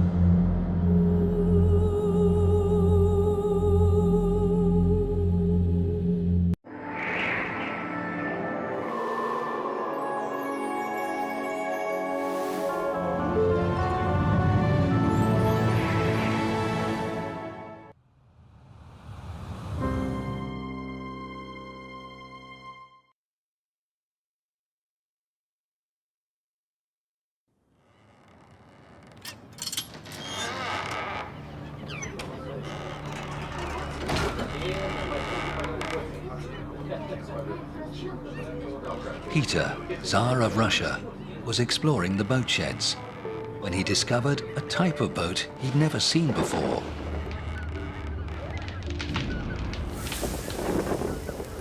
He asked the boatwright who had built this remarkable craft. He was told it was an English boat.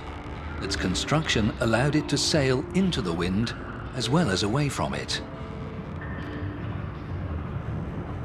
Peter was amazed.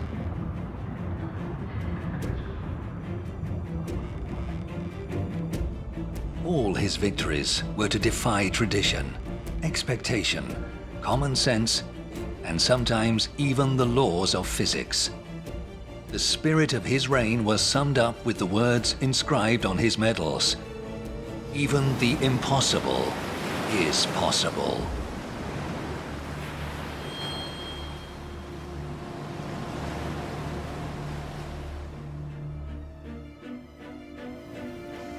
Peter was 10 years old when he first came face to face with a violent mob. Rebels from the Streltsy infantry regiments dragged away his friends and relatives and butchered them like cattle. The trauma caused Peter to suffer from convulsions for the rest of his life. No one could have guessed that this terrified boy would one day sweep away the old Russia and build a new one in its place. Chapter 1. Peter I Alexeyevich. Peter was the youngest son of Tsar Alexi I and not expected to inherit the throne. Alexi died when Peter was just 4 and was succeeded by his eldest son, Theodore III.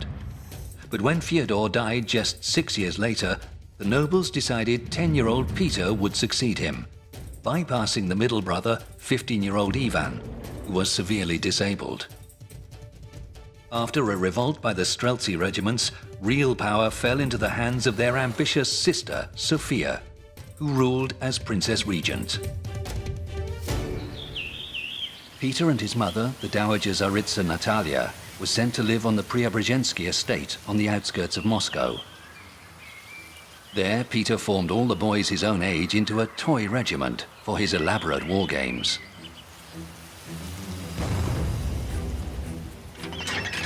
The young Tsar was obsessed with war, not just with armies, but navies too.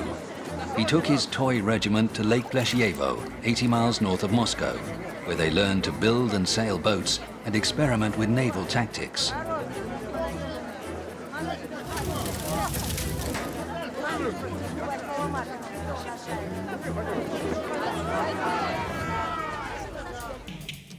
Tsar Peter was remarkable in many ways, but most obviously in physical stature.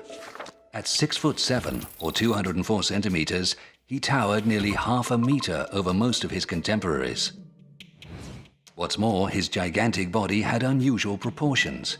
He had very long arms with massive hands, but small feet, narrow shoulders, and a small head. His face was handsome, but became contorted when he was worried or anxious, the legacy of his childhood traumas. All his life, Peter was filled with inexhaustible energy. He could barely stand still and was always looking for some exciting activity to throw himself into. Unlike his older brothers, he didn't get expert tutors. He didn't even finish his education and made spelling mistakes his entire life. When his mother, Tsaritsa Natalia, received her restless son's letters from Lake Pleshyevo, they made her both laugh and cry. This is a letter for my dearest mother, Tsaritsa and Great Duchess Natalia Kirillovna, from her boy Petrushka, who is working constantly. Thanks to your prayers, we're all well. The lake is no longer covered with ice and all the boats are being repaired. We need rope, though. I beg you to send me 700 fathoms of rope. Then we'll be able to proceed. With that, I ask for your blessing.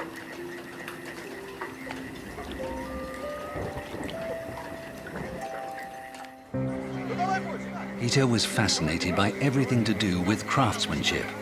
By the age of 18, he knew smithing, carpentry, wood turning, and shoemaking. He'd studied military science, fortification, and shipbuilding, and learned German by speaking to men from the foreign quarter. This was an area of Moscow set aside for foreigners, established in 1652 when Peter's father, Tsar Alexi, ordered all non-Orthodox Christians to move to a new settlement outside the city. The new foreign quarter was built just outside the walls along the Yauza River. It was self-governed and home to Europeans of all nationalities. Most were military men, doctors or craftsmen, all seeking professional opportunities in Russia.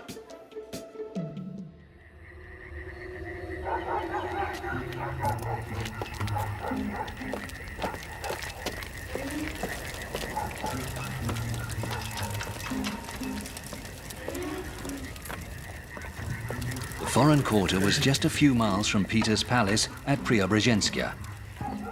Every day he saw the spires of its Lutheran churches and heard the sounds of bustling activity from within its walls.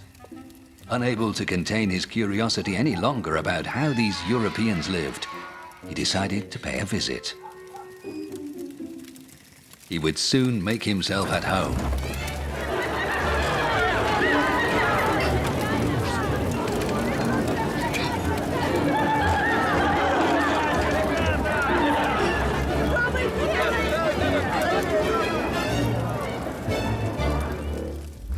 The Swiss soldier, Franz Lefort, was an experienced officer, handsome, capable, and well-connected.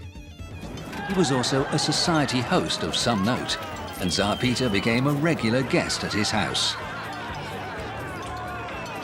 Franz Lefort soon joined the Tsar's inner circle, becoming one of Peter's most trusted friends and advisors. He also introduced Peter to his servant, Alexander Menshikov, destined to become another of the Tsar's closest confidants. And then there was Anna Mons, the daughter of a Dutch wine merchant, who soon became Peter's lover. Peter became a regular visitor to the foreign quarter, learning to speak German and Dutch, dancing with girls, drinking wine and smoking his pipe. Naturally, when his mother found out, she was horrified. In the hope of encouraging him to settle down, she decided Peter should get married. His bride was the 19-year-old Yevdokia Lupakina. She seemed an ideal match, tall, beautiful, sensible, and extremely pious. But just 2 months after the wedding, the new husband left for Lake Pleshevo.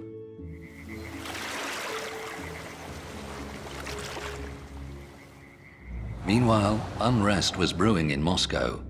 Princess Regent Sophia was refusing to relinquish power, and her agents were trying to incite Streltsy troops to murder Peter and his family at Preobrazhenskaya. When loyal Streltsy officers arrived one hot August night to warn him of the plot against his life, Peter lost his nerve. He ran out into the courtyard wearing only his nightshirt, mounted a horse, and rode off into the forest on his own. The next morning it emerged he'd ridden to the monastery of Trinity St. Sergius. He sent word for his family, his court, and all loyal troops to join him there. Nobles and generals, sick of Sophia's rule, sided with Peter. Sophia was banished to a monastery, and Peter took power. His first challenge was war. Russia had recently agreed to join Poland and Austria as a member of the Holy League, an alliance of Christian states fighting the Muslim Ottoman Empire. Their ultimate goal was to capture the Ottoman capital, Constantinople. Sophia had waged 2 wars against the Ottomans' ally, the Crimean Khanate. In 1695, Peter decided to attack the Ottomans themselves, targeting the fortress of Azov, which blocked Russia's access from the Don River to the Sea of Azov. Peter would fulfill his obligation to the Holy League while winning a strategic port for Russia. For the first time, the Russian army moved not by land, but by river, traveling down the Volga and Don on specially constructed barges. Peter himself held the rank of senior artillery officer and was the army's chief gunner. At first, it all seemed just a grander version of his war games and mock battles, but not for long. 2 attempts to storm the fortress were repulsed, and Peter was forced to order a retreat.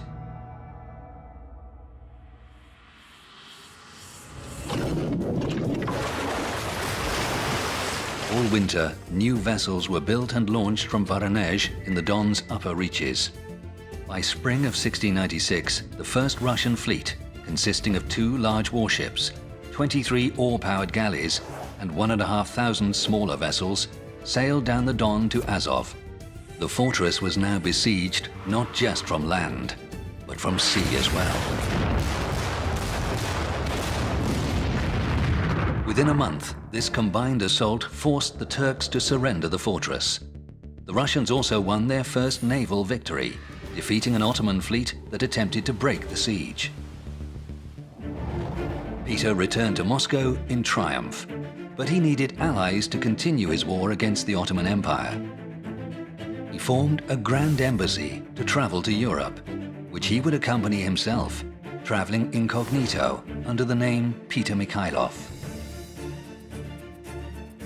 Peter appointed his head steward, Fyodor Ramadanovsky, to take over his duties in Moscow, conferring on him, jokingly, the title Prince Caesar. He was entrusted with the care of the Tsar's family, Tsaritsa Yevdokia, and their 6-year-old son, Prince Alexi. Peter's actions were without precedent. The court was horrified, but no one dared to object. Many years later, the engineer Andrei Nartov described the reaction in his memoirs.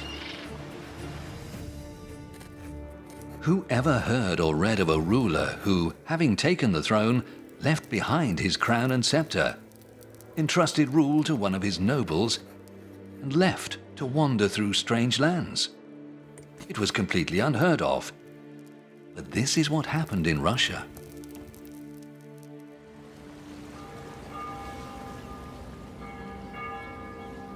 At last, the Tsar got to see the world that he had read and dreamed about since his youth. Europe fascinated Peter. Not so much the art or the music, which rather bored him, but everything to do with science, technology and industry. And he wanted to try everything with his own hands. In the Netherlands, Peter Mikhailov got a job as a carpenter in a shipyard to learn how the Dutch built their ships. In England, he also visited the docks to study shipbuilding. Foreigners didn't know what to make of him. This strange, gangly Russian who wanted to go everywhere, see everything, and try it for himself. He was curious about everything: how whales were hunted, how the sick were treated, how paper was made. Wherever he went, he tried to persuade specialists to move to Russia to share their expertise with his people. Some even agreed. But Peter's main goal, to find allies for his war against the Turks, failed. Europe's great powers were too busy preparing for their own war to settle the issue of Spanish succession. No one had time for an alliance with far-off Russia. But in Poland, Peter did manage to find an ally to fight Sweden, his northern rival. Augustus, king of the Polish-Lithuanian Commonwealth and Elector of Saxony, was said to be the strongest man in Europe. When the two rulers met, they agreed to dine together. One observer later recalled that when King Augustus saw that a silver dish on the table wasn't clean, he picked it up and rolled it into a tube with his bare hands. Tsar Peter, thinking the Polish king was trying to intimidate him, picked up another silver plate and did exactly the same.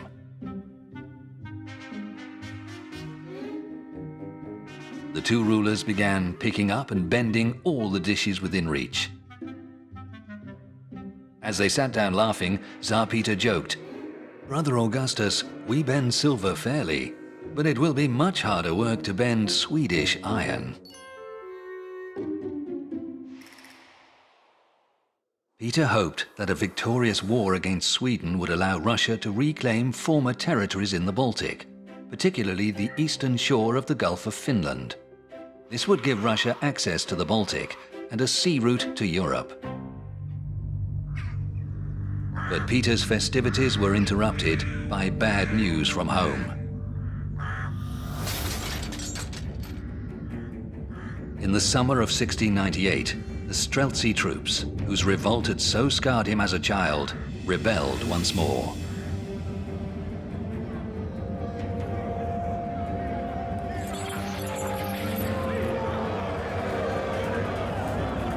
Rebel regiments were now marching on the capital. "To Moscow," they declared. "We'll destroy the foreign quarter and beat the foreigners who reject our Orthodox faith. To Moscow, come hell or high water, for we have a higher purpose. We will keep the Tsar out of Moscow and kill him for his faith in these foreigners." Peter traveled 300 miles in 4 weeks to reach Moscow. But by the time he arrived, his deputy, Fyodor Ramodanovsky, had defeated the rebels and begun dealing with the ringleaders. 130 Streltsy were executed, 150 more flogged and exiled to Siberia. But it was not enough for Peter. He ordered new interrogations and more torture, some of which he attended personally. A public mass execution was arranged in Moscow. 800 Streltsy were beheaded in Red Square. Hundreds more were hanged from the walls of the Kremlin. Peter beheaded 5 rebels himself. Noblemen and foreign diplomats witnessed the bloodbath. Around 2,000 Streltsy were executed in total, 800 flogged and sent to Siberia. Streltsy was now a word that Peter equated only with anarchy and revolt. After the executions, he decided to make some changes, both in his own life and his kingdom. He forced his unloved wife, Yevdokia, to become a nun and entrusted the care of their 8-year-old son Alexi to his sister Natalia. Peter began to live openly with his Dutch lover, Anna Mons. The conservative Russian nobility was shocked, but Peter didn't care.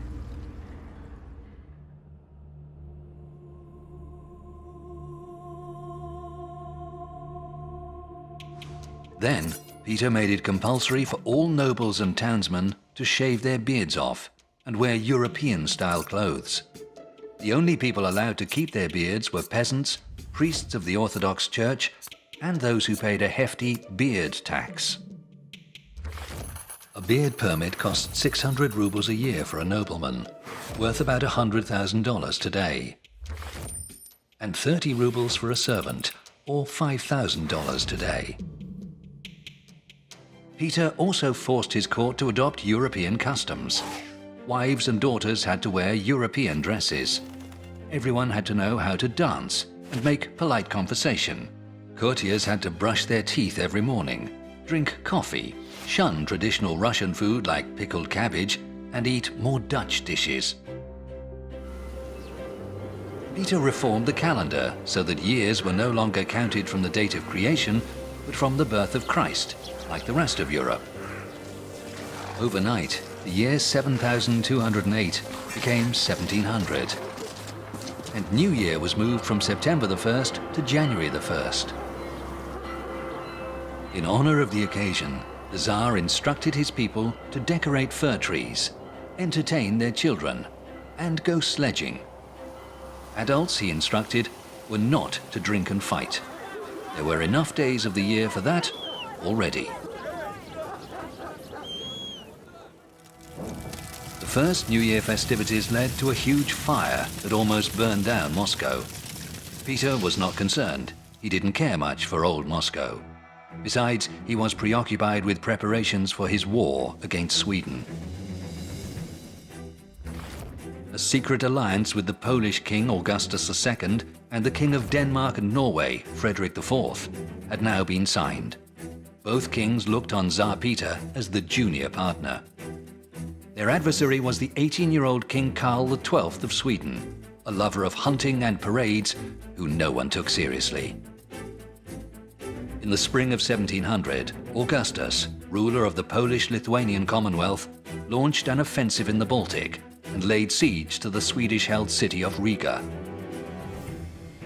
But for the King of Denmark, the war quickly took a disastrous turn when the Swedish fleet appeared unexpectedly outside Copenhagen. Unable to defend his capital, the Danish king was forced to make peace with Sweden. Soon, Augustus was forced to withdraw from Riga, leaving Peter with his ill-trained forces to face the greatest army in Europe alone.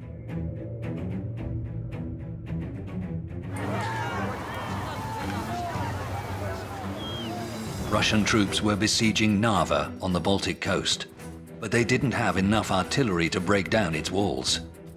After 2 weeks, the main Swedish army began to close in. As it approached, Peter appointed the Duc de Croix as commander-in-chief and left for Novgorod. He was not there to see the outnumbered Swedish infantry attack through the blizzard and inflict a crushing defeat on the Russian army. He didn't see the surrender of his hired foreign officers, or the moment his men cast their banners at the feet of the Swedish king. Peter had lost one army. Now, he had to forge a new one. His military reforms would create Russia's first regular army, a professional force made up of full-time conscript soldiers. Military service was required from all nobles, and peasants were expected to send one man from every 20 households who served for life. Troops were rigorously trained in drill, while Peter's toy regiment formed the basis for two new elite units, the Preobrazhensky Guards and Semenovsky Guards. Soldiers also received new weapons, rapiers and flintlock muskets instead of the old arquebuses. In 10 years, the Russian army was expanded to a strength of 200,000 men, supported by a force of 100,000 Cossack cavalry. Peter had created the largest and most modern army in Russian history. After the catastrophe at Narva, Peter needed to replenish the treasury quickly. He reduced the amount of silver in the coins, providing more cash in the short term, but devaluing the currency, driving prices up. He was pushing the country to the edge of another rebellion.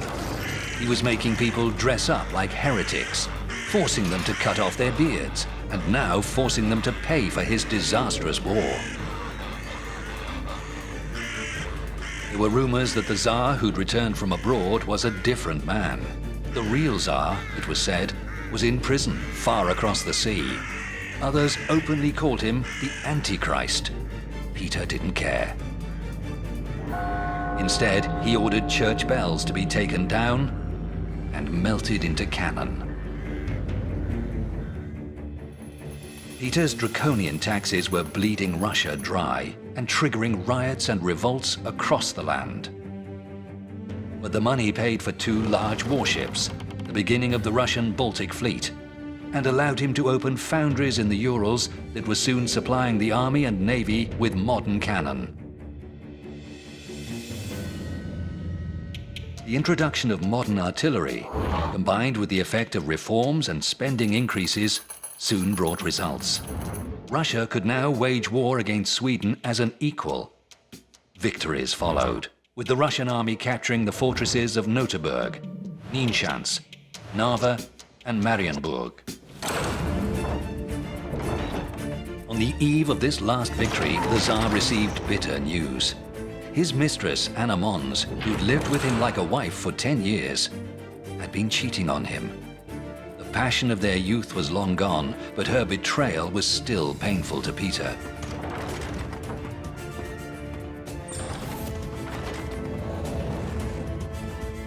His loyal friend and associate Prince Menshikov helped the Tsar to overcome his heartbreak by finding him a new mistress, the beautiful and charming Marta Skavronskaya, recently liberated by Russian forces from the fortress city of Marienburg.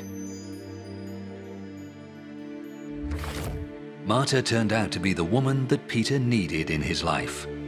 2 years later, he brought her to Preobrazhenskaya as his bride, where she converted to Orthodoxy and took the name Katherine Alexievna.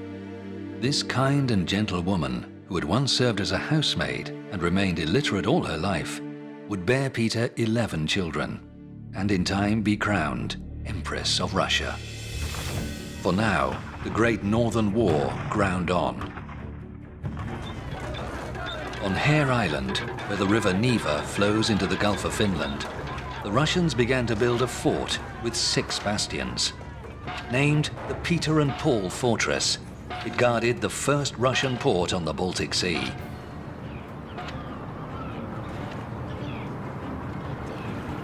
This was destined to be the site of a new Russian capital, St. Petersburg. In 6 months, the first foreign ship would arrive at the port. 3 years later, the first warships would be launched from the city's Admiralty shipyard. Peter's dream of dominating the Baltic Sea was within reach. The construction of the Tsar's new capital was beset with difficulties, and needless to say, hugely expensive. First, the marshes had to be drained, then numerous dams and dikes put in place to protect the land from flooding. It took 20,000 logs to build just one dike. Today, it would take 20 freight trains to deliver this much timber. Each year, 40,000 laborers arrived to help build the new city. And for the first time, the Tsar authorized the use of thousands of prisoners as convict labor. They were formed into labor battalions, working for up to 15 hours a day, and even around the clock during the white nights of summer.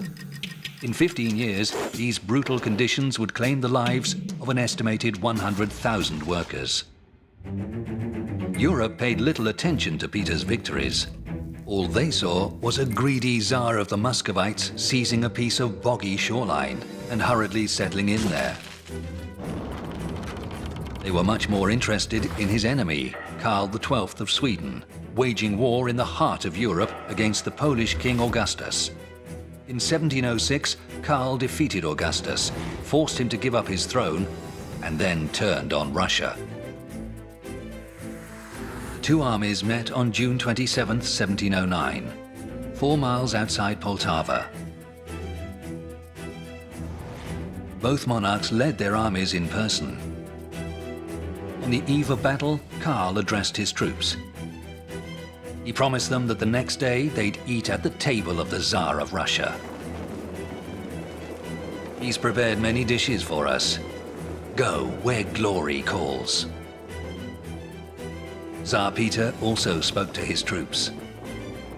Soldiers, a time has come that will decide the fate of our motherland. Do not think you are fighting for Peter. You are fighting for the state he is entrusted with, for your families, your motherland, for our Orthodox Church. The Swedish army at Poltava had a strength of 8,000 infantry, 8,000 cavalry, and just 4 cannon. The Russian army consisted of 25,000 infantry, 9,000 cavalry, and 73 cannon. The battle raged for 10 hours and ended in a brilliant victory for the Russian army. Russian losses were 1,300 men killed and 3,300 wounded. The Swedes suffered 8,000 casualties, almost twice as many as the Russians, while 4,000 were taken prisoner and 17,000 more lost during the retreat. The Battle of Poltava ended 100 years of Swedish military dominance in Europe, though Karl remained a threat as long as he still commanded a powerful navy. The rest of Europe, however, was forced to recognize that Russia, long regarded as wild and backward, was now a force to be reckoned with.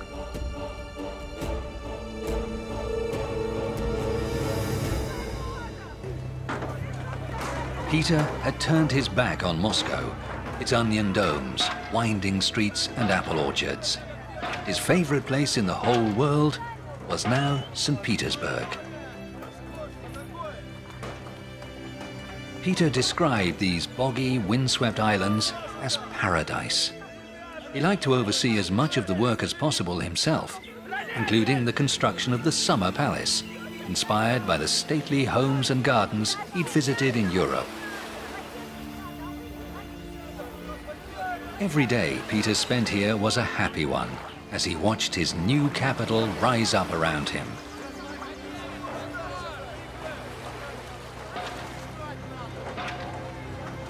He ordered that every cart entering the city had to bring 3 large stones with it, weighing not less than 5 pounds.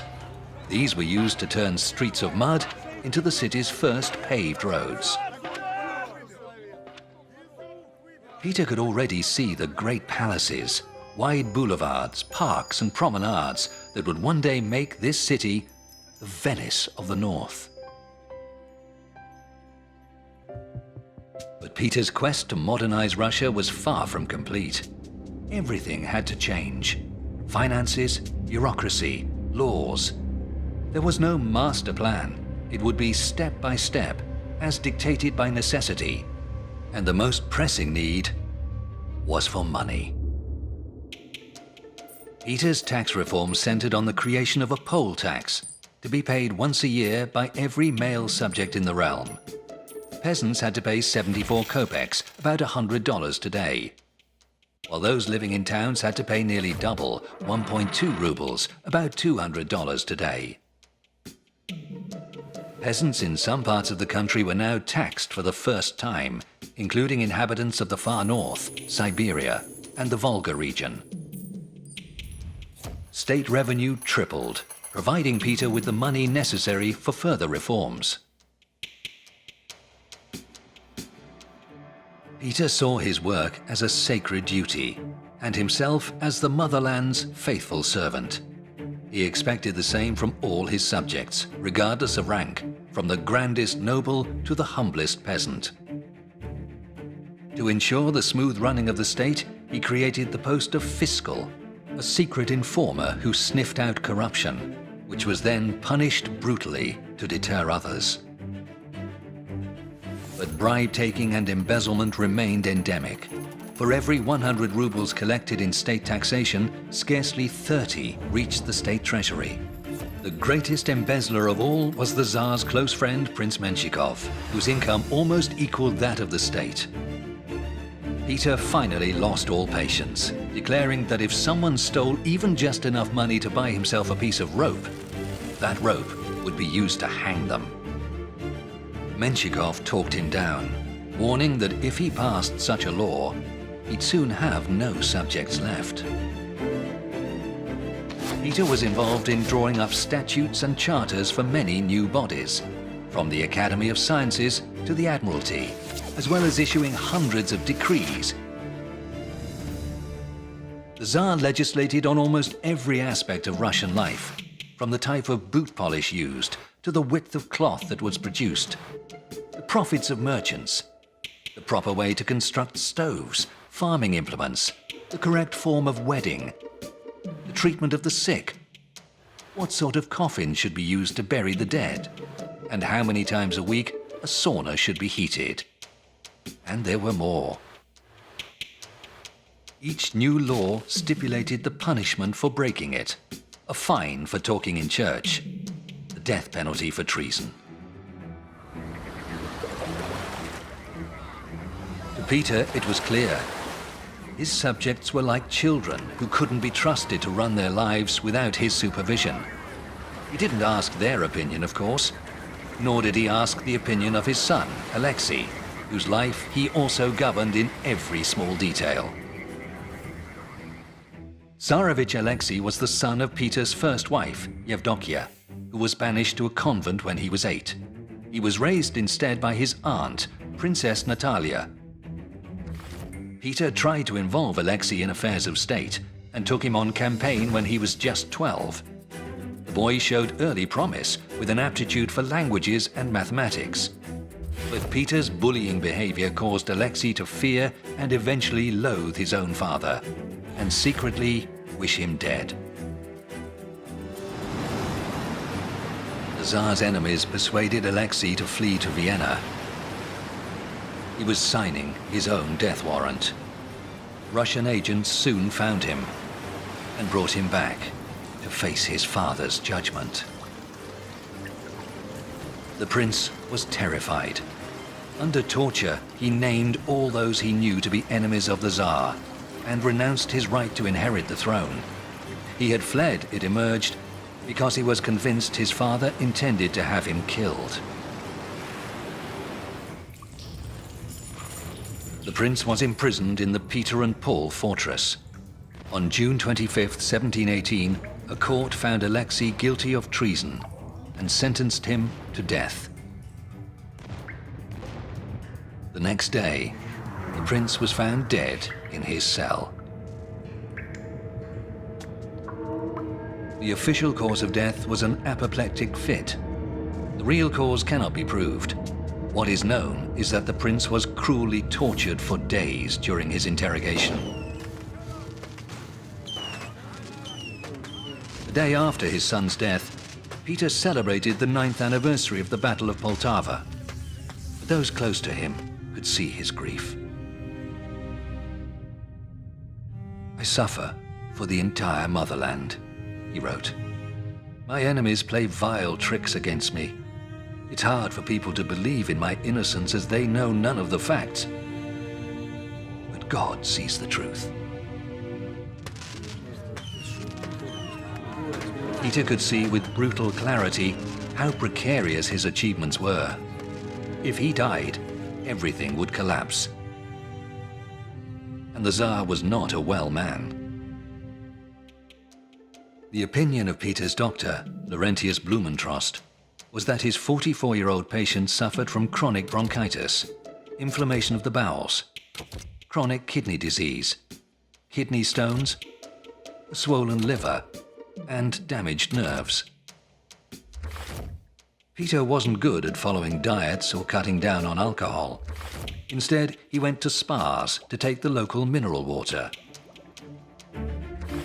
Peter was now spurred on by a sense of his own mortality. First, he needed to end the Great Northern War, now in its 20th year.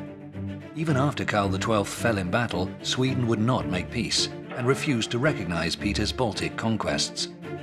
Russia would first have to defeat Sweden's navy. In 1714, at Gangut, the Russian galleys won their first victory over the Swedes. 6 years later, at Grengum, they captured 4 Swedish frigates. Sweden then signed an alliance with Britain, and a joint Anglo-Swedish squadron approached Russia's Baltic Fleet base at Reval, but was then forced to withdraw. In 1721, the war ended with the Treaty of Nystadt. Sweden recognized Russian ownership of Ingria, which became the province of St. Petersburg, Livonia, modern Latvia and southern Estonia, Estland, now northern Estonia, and part of Karelia. Russia had its Baltic Sea outlet, and with it, the status of a European power. The Russian Senate asked Peter to accept the title Father of the Nation, Peter the Great, Emperor of all Russia. The moment marked the end of the Russian Tsardom and the birth of the Russian Empire. But what future for the House of Romanov? Few of Peter's children had survived infancy. His heir, Peter, died at the age of 3. He had 2 adult daughters, Anna and Elizabeth, and a grandson, little Peter, the son of the late Tsarevich Alexi. But Peter didn't want the boy to succeed him yet, fearing he would become the puppet of his enemies, who would try to undo all his reforms. Peter decided to change the ancient customs of succession. He issued a decree allowing a ruler to choose their successor. "Let the ruler be always free," it said, "to choose to whom they will give their inheritance." In the spring of 1724, at the Cathedral of the Assumption in the Kremlin, Peter solemnly crowned his wife, Catherine, as empress. Did it mean he intended to leave the throne to her? The Tsar made no mention of the matter.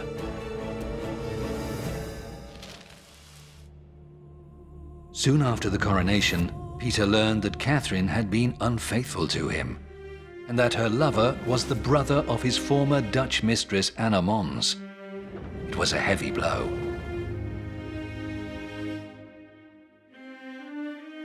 Catherine was Peter's greatest love and closest companion. She was the only one able to calm his outbursts of rage. The German diplomat, Count Henning Friedrich Bassevich, witnessed such a scene more than once.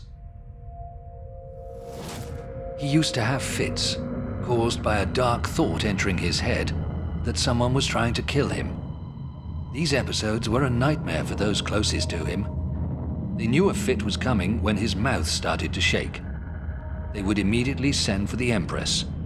She would start talking to him, and the sound of her voice calmed him down. She used to make him sit down and would then take his head in her hands, brushing it gently. It was like magic. He'd fall asleep in a matter of minutes. So as not to disturb him, she'd hold his head against her chest, and and sit without moving for 2 or 3 hours. After that, he'd wake up, fresh and invigorated.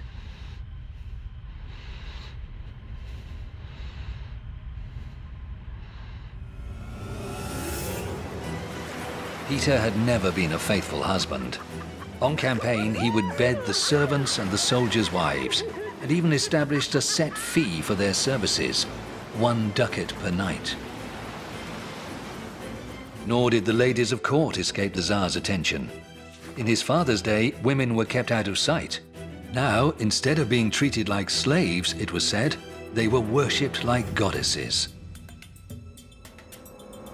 The many sudden changes to Russian customs, social norms and dress were soon being blamed for a collapse in morality. The Tsar himself set a terrible example. His lovers included Mary Hamilton, a lady-in-waiting, Countess Avdotia Chernishova, Countess Maria Rumyantsova, the Romanian Countess Maria Cantemir, and Elizaveta Sinyavskaya, all of whom slept with Peter with the full knowledge of their fathers or husbands. Catherine had tolerated all of the Tsar's affairs and never reproached him for them, but that was expected. Peter had Catherine's lover arrested and charged with accepting bribes to avoid public disgrace. The investigation was swift. He was found guilty in 5 days and dead in 8. Peter had his severed head preserved in alcohol and placed in a jar. Then, it was rumored, he delivered this gruesome gift to Catherine's chambers in person.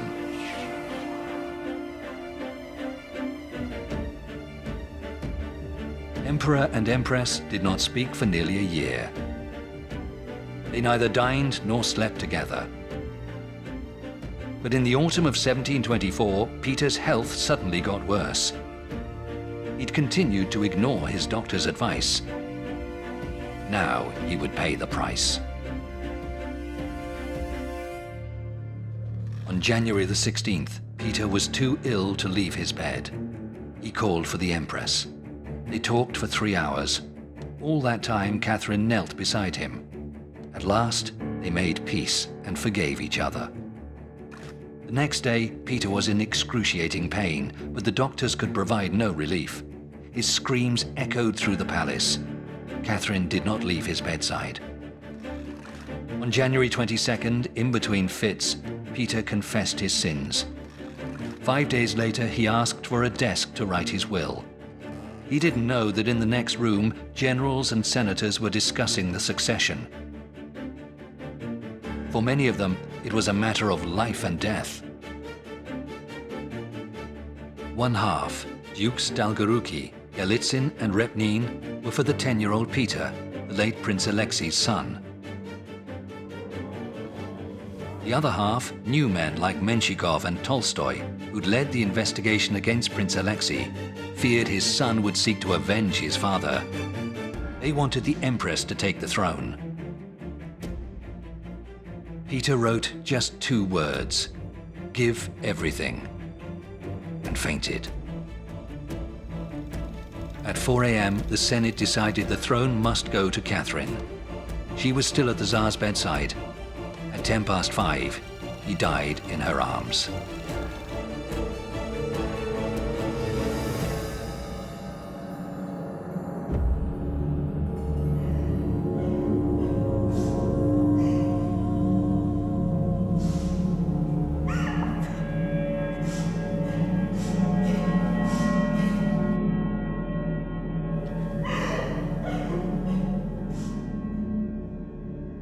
For the low-born Tsaritsa to succeed her husband caused a stir, but nothing to do with Peter's reign could shock the Russians anymore. She would be Russia's second female ruler in 30 years. And there was great sympathy for Catherine. Her life was a fairy tale, a housemaid who'd captured the heart of a Tsar, become his queen and empress.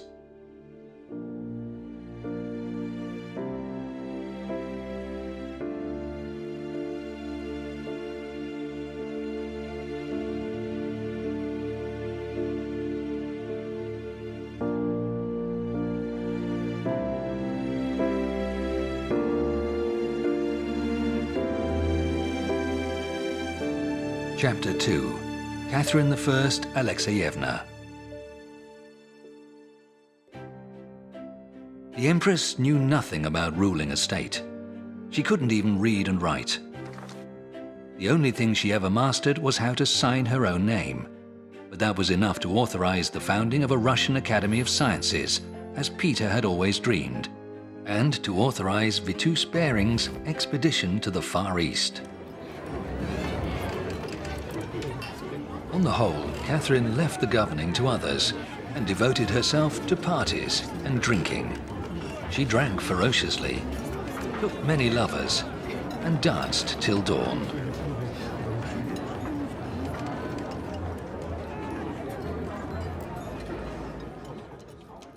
A typical day for the Empress began when she rose from bed at 4 o'clock in the afternoon.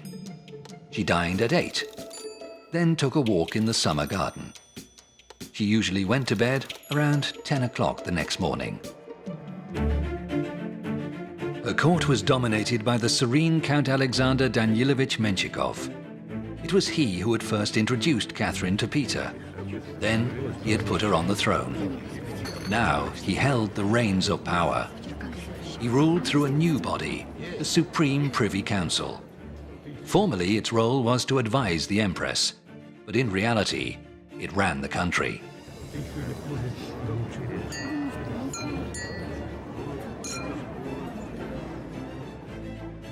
Catherine didn't attend the council meetings. She had no interest. She listened to its reports, but for no more than half an hour. Any longer gave her a headache. The Empress's dissolute lifestyle soon led to serious health problems. She put on weight and suffered from kidney disease and a heightened pulse.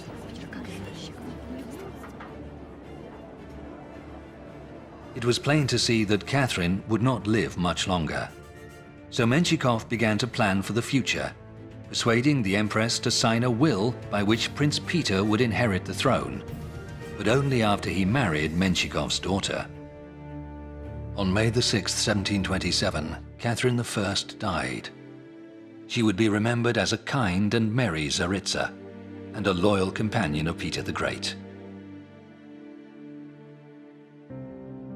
Many had believed that without Peter the Great's iron will, Russia would revert to being a second-rate power on the margins of Europe.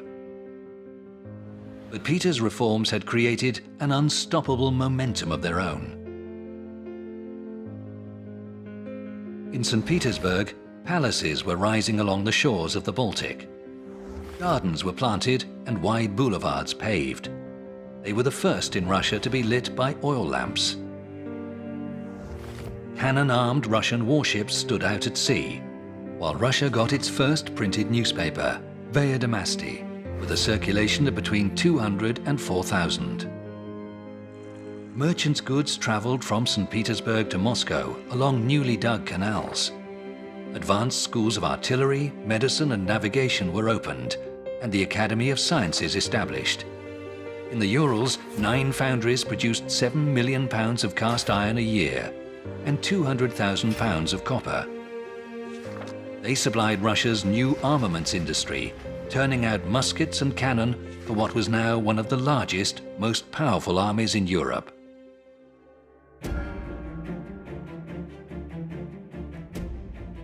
Peter had dragged Russia from the Middle Ages into the modern world.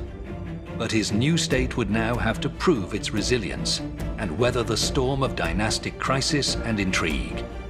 It would be 40 years before there was another Russian ruler to match Peter the Great.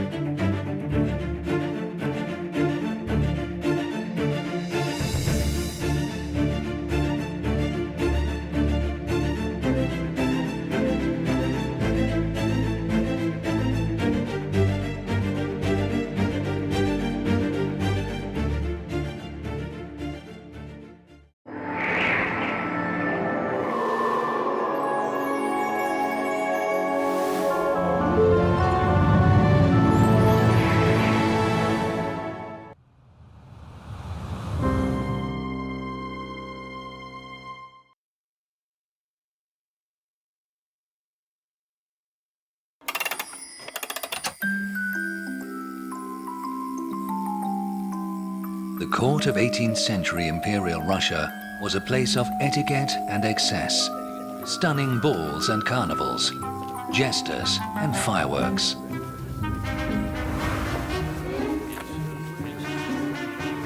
The most popular dance was the quadrille, in which the dancers constantly changed their partners. Around these courtiers spun a huge Russian empire, its rulers coming and going like partners in the dance. This was Russia's age of palace revolutions.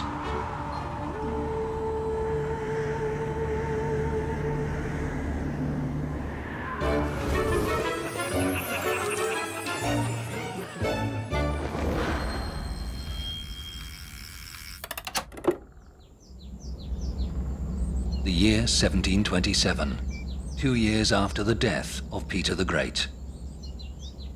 Peter had forged an empire through iron will and firm rule. Without him, it seemed to have lost its purpose. State revenue was collapsing. Ships stood unfinished in the shipyards. The army lacked vital equipment. Government bureaucracy was riddled with corruption. Supreme Privy Council ruled the state. It consisted of a handful of nobles who chiefly looked after their own interests. And on the throne, a 12-year-old boy. Chapter 1. Peter II Alexeyevich. Peter II was the son of Prince Alexi and the German princess Sophie Charlotte of Brunswick-Lüneburg, making him the grandson of Peter the Great. His mother died soon after childbirth. His father when he was just 2. His older sister Natalia was his only close family. Peter seemed unlikely to inherit the throne, as Peter the Great had 2 other sons, Peter and Paul. But they both died in infancy, making Peter the last male of the Romanov dynastic line. Peter was born into an environment devoid of love or affection. His parents cared little for each other, while his father lived in terror of his grandfather, Peter the Great. Indifferent nursemaids gave him wine to stop him crying. His tutors were not much better. He was taught some German and Latin, but that was the extent of his learning. Even his Russian was bad. Nevertheless, by the age of 7, he was well acquainted with the lavish entertainments of court.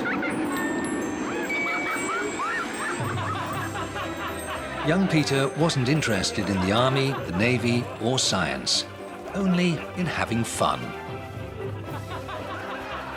It didn't worry those around him. On the contrary, it served their interests. They wanted a Tsar they could control, a Tsar who was in their pocket. It was only a question of whose pocket he ended up in. When Peter II became emperor in 1727, he was immediately taken under the wing of His Serene Highness Alexander Danilovich Menshikov.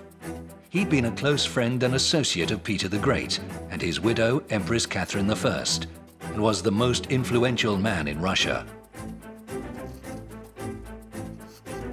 Shortly before Catherine's death, Menshikov had persuaded the Empress to sign a will that made young Peter her heir. There was one condition. On coming of age, Peter was to marry Menshikov's daughter, Maria. Then Menshikov's control of the young Tsar would be total. Of course, no one asked for Peter's opinion on any of this.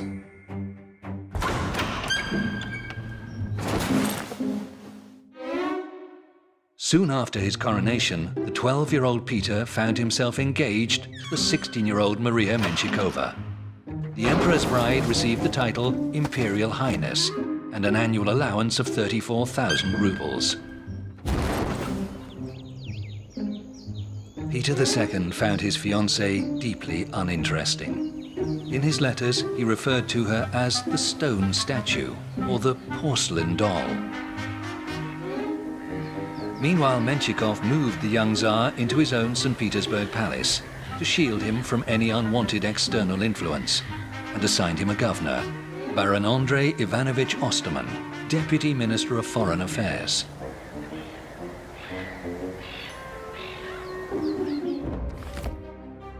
But the emperor's studies didn't last long.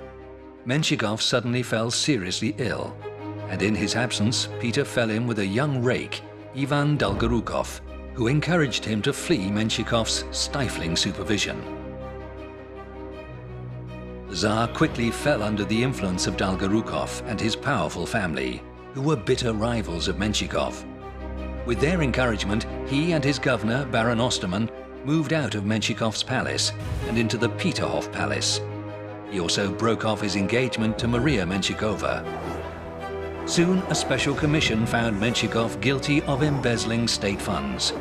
He was stripped of all his titles, honors, estates, and property, and sent, with his family, into internal exile in Siberia. The Dolgorukovs, with the wily Baron Osterman, now held the reins of power.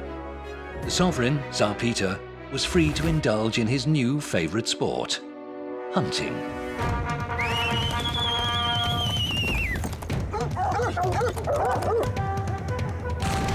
Unlike his great-grandfather, Alexi I, who loved falconry, Peter II hunted without any expertise or knowledge. It didn't matter to him how or what he hunted. What mattered was riding fast and making a lot of noise.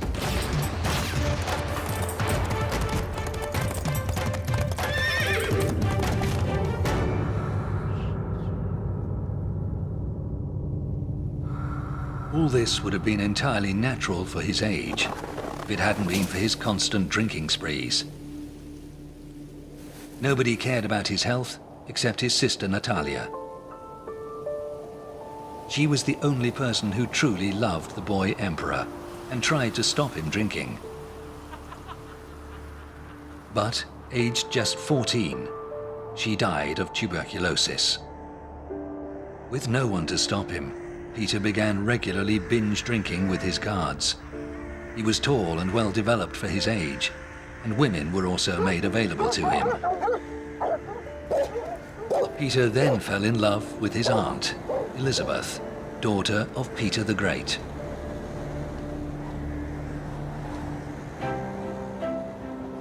Nobody was going to let Peter marry Elizabeth. First of all, the church prohibited marriages between such close relatives. Second, Ivan Dolgorukov had already chosen a bride for him, his sister Katherine.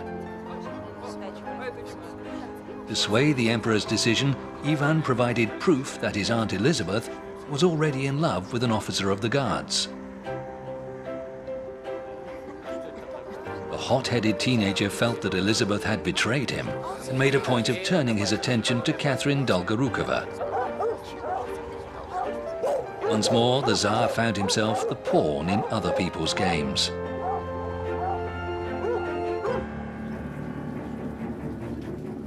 While the court was absorbed in imperial love matches, the vast Russian Empire was left virtually leaderless.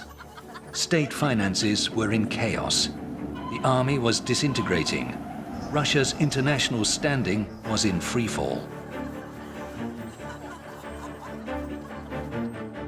European ambassadors reported on the situation in Russia.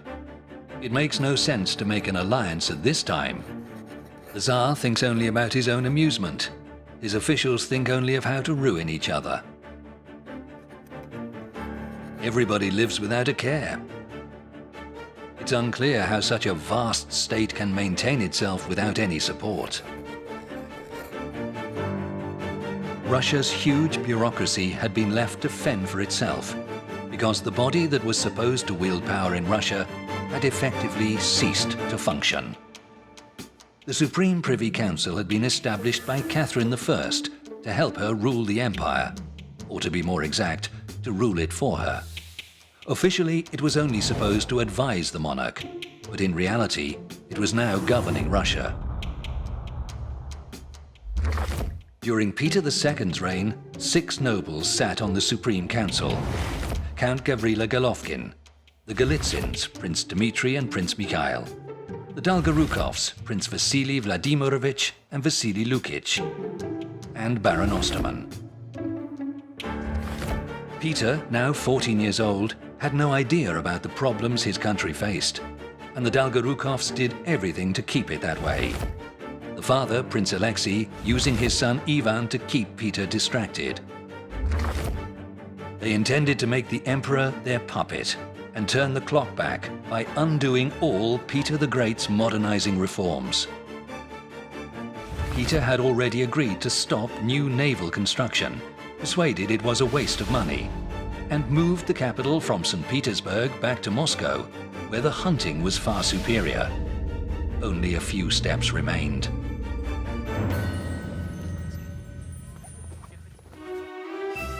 In November 1728, the emperor's engagement to Ivan's sister, Princess Katherine Dolgorukova, was announced.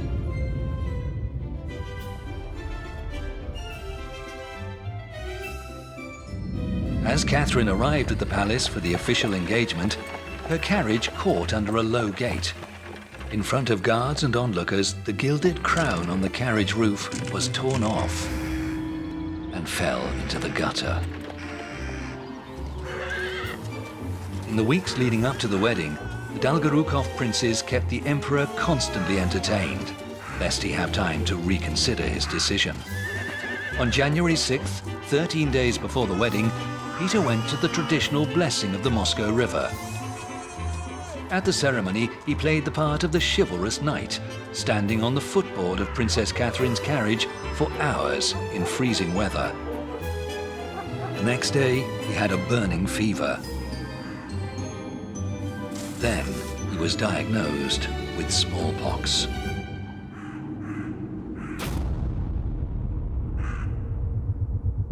Smallpox, also known by its Latin name variola vera, had been present in Europe at a low level for 1,000 years. But in the 18th century, higher population levels and the greater movement of people across the continent caused it to spread like wildfire. Smallpox victims developed spots on their face and limbs, and the rich, both men and women, wore heavy makeup to mask the scars they left. But it was more than just a cosmetic issue. Smallpox was a killer. In Europe, the virus infected more than half the population, about 80 million people, killing 1 in 6. The emperor's health had been ruined by a dissolute lifestyle. His fever and weakened immune system allowed the smallpox to progress quickly. In just 1 week, it was clear Peter would not survive.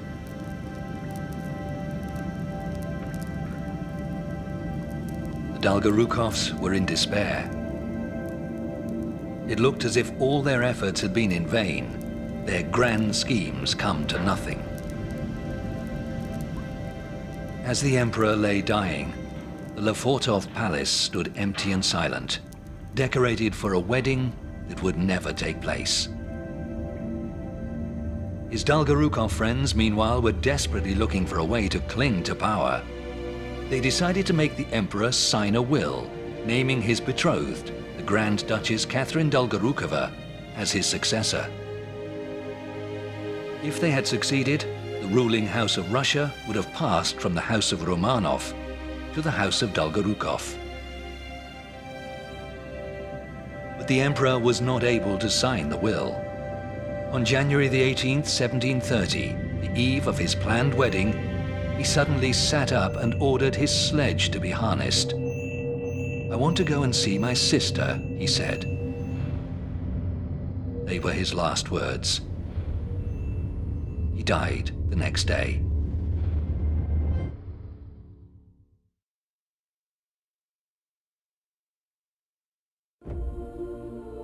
The Supreme Privy Council reacted with indignation to the idea of handing the throne to the Dolgorukovs.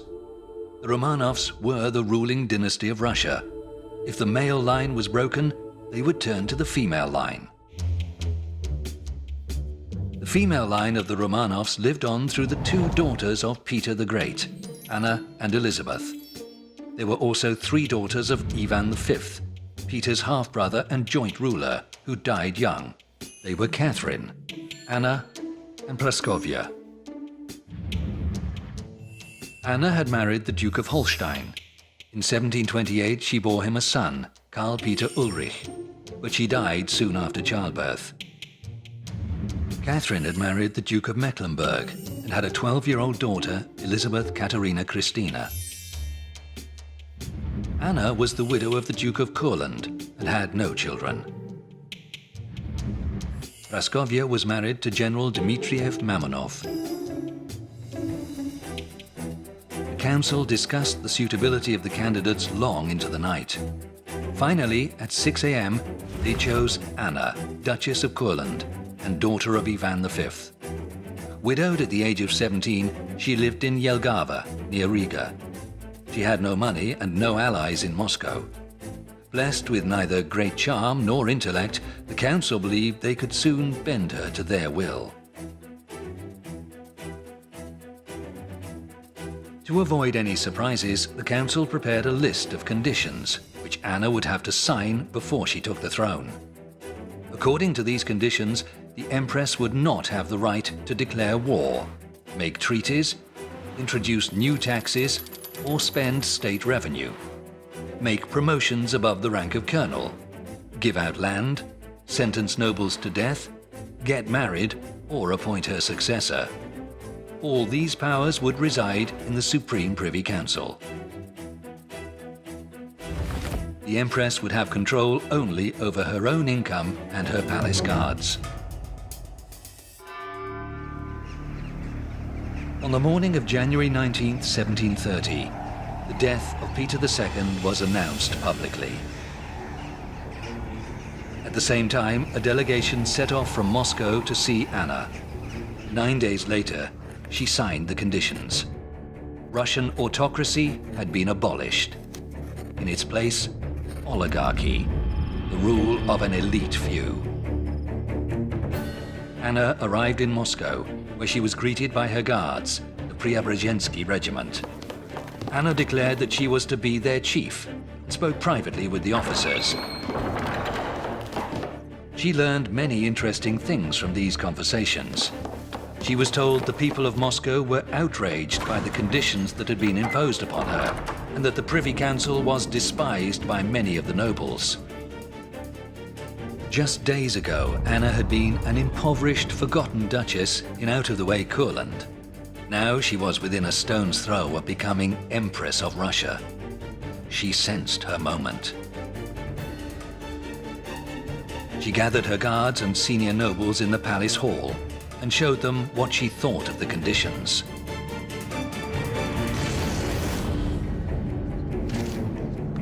Chapter 2. Anna Ivanovna.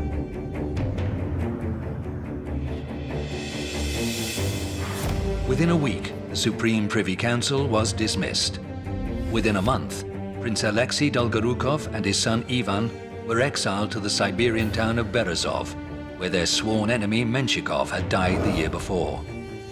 The day after becoming Empress, Anna demanded to see all the items confiscated from the famously wealthy Menshikov. She picked out jewelry for herself worth 23,000 rubles, 138 million today, about $4 million US. She appointed a Russian architect of Italian parentage, Bartolomeo Restrelli, to build 2 new palaces for her, a wooden winter palace in the Kremlin and a stone summer palace on the Yauza River, to help her settle in. Anna's German chamberlain, Ernst Biron, followed his mistress to Moscow. He was Anna's favorite and her lover. The fact that he was married with 3 children didn't concern her. Anna herself was the secret mother of his youngest son, Karl Ernst, which is why the boy was brought to Moscow.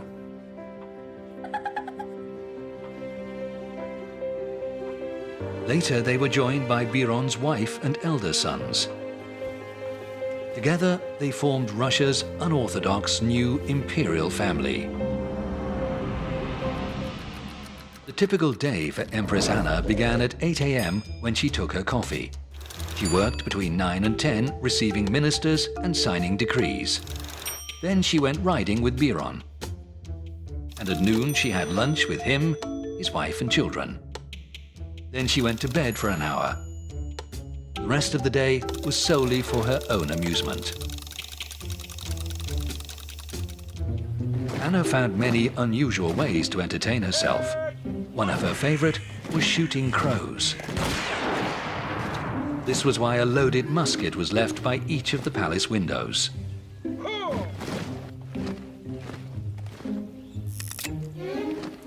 The Empress didn't just shoot birds, she also hunted bears with a spear.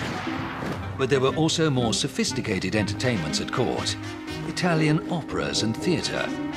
In Anna's reign, the first Russian dance school was founded. But nothing delighted the Empress quite as much as watching her court jesters and dwarves fighting. Jesters first appeared in Russia in the reign of Ivan the Terrible. A century later, Alexi I liked to play chess against his own jester, an acrimonious hunchback named Balthazar. Peter the Great's jesters included a former officer of the Preobrazhensky regiment, Ivan Balakrev, who advised the Tsar on serious issues, and a Jew who'd converted to Christianity, Jan da Costa, who debated theology with the Tsar. The position of court jester flourished during the reign of Empress Anna. Now there were more than ever. Balakrev and da Costa were joined by the Italian musician Pietro Pedrillo, and noblemen who'd been demoted to jesters, Prince Nikita Volkonsky, Prince Mikhail Galitzin, and Count Alexei Apraksin. Her troupe of entertainers also featured 10 dwarves, 1 Kalmuk woman, and 2 Evenk women from Russia's easternmost regions.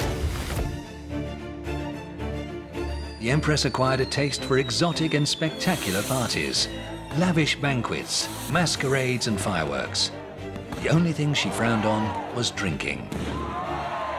Alcohol had caused the early death of her young husband, the Duke of Courland, after he had tried to keep pace with Peter the Great's drinking at their own wedding celebration. The Empress created a ministerial cabinet to handle the business of government. It was the Supreme Privy Council in all but name, just with new faces. Only the wily Baron Osterman kept his place, becoming the elder statesman of Anna's government. The Empress herself barely followed affairs of state. But Biron, who now held the title Duke of Courland, took an active role in cabinet business. One cabinet minister, Artemy Volinsky, wrote, "The Empress is a fool. It's impossible to get any decision from her. Duke Biron does as he pleases." For opposing Biron, Volinsky was charged with treason and executed. The very thought of a palace revolution terrified Anna. She had Peter the Great's daughter Elizabeth watched to look for any hint of conspiracy. And she re-established the secret Chancellery of Investigations, founded by Peter but abolished by his successor. Its role was to sniff out any trace of political dissent. Its agents were everywhere and were rightly feared. Any careless word, particularly about the Empress, could lead to arrest and inevitably torture.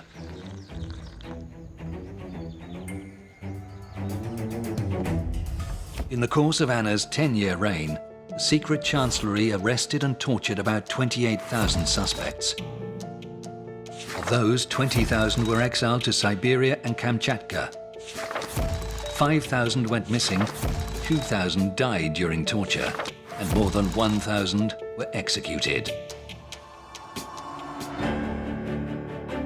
The Empress was suspicious of her guards too, especially the Preobrazhensky regiment.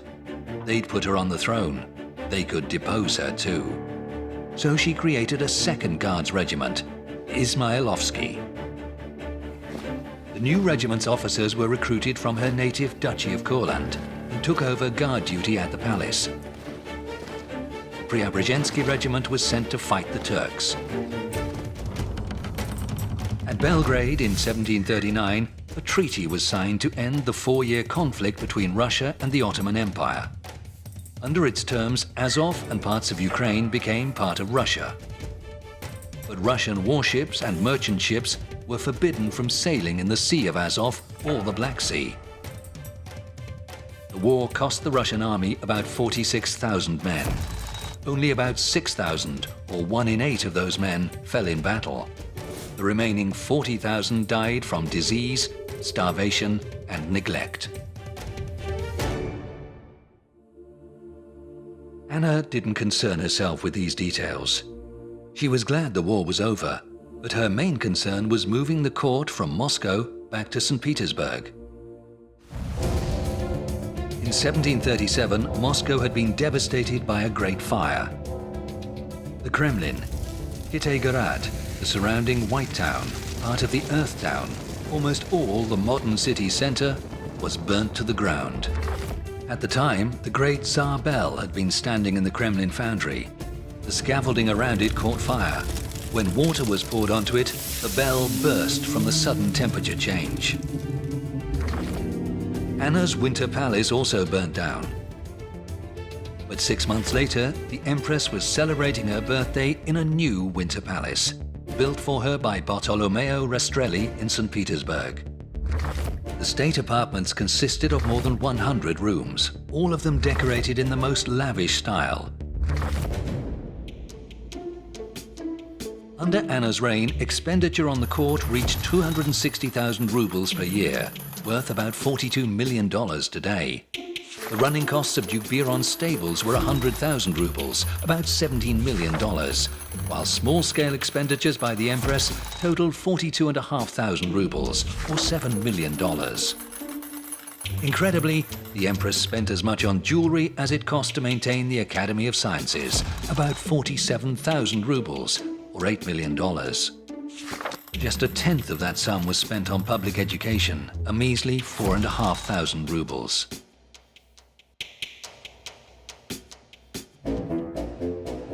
Anna's most decadent celebration was held for the wedding of two of her court jesters, in a palace of ice. On Anna's whim, the 53-year-old Mikhail Galitzin was to marry a 20-year-old Kalmuk girl named Avdotia Buzheninova. The bill for the party came to 30,000 rubles.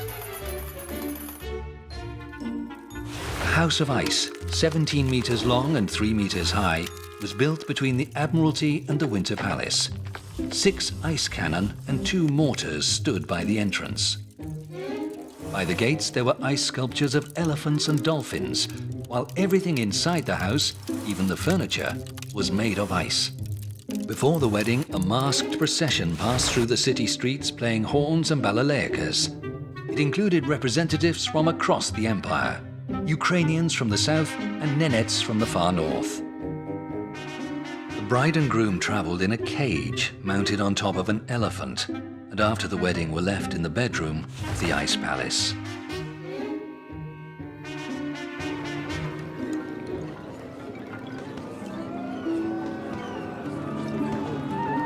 The French ambassador, Marquis de la Chetardie, was one of the guests.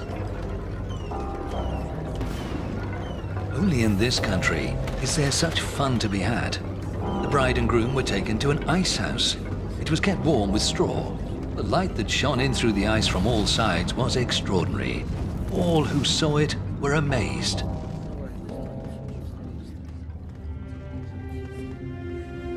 One of the few not enjoying themselves was the Empress's beautiful cousin, Princess Elizabeth, now treated with open suspicion. Princess Elizabeth was adored by the guards. She was godmother to their children and lent some of them money. But most importantly, she was Peter the Great's daughter.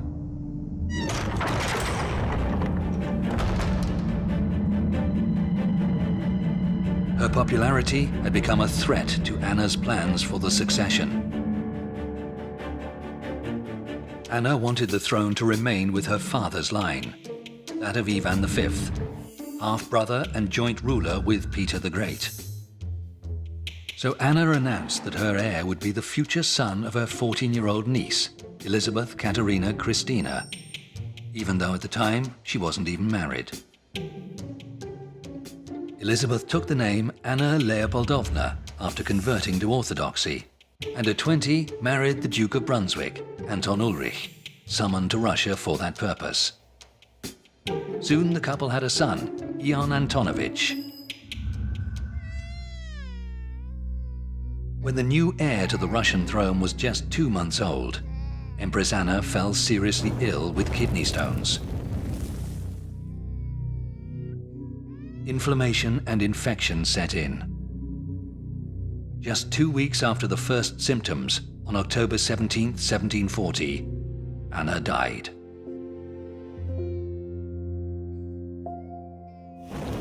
One of her last acts was to sign a decree appointing a regent for the infant emperor, the Duke of Courland, Ernst Biron.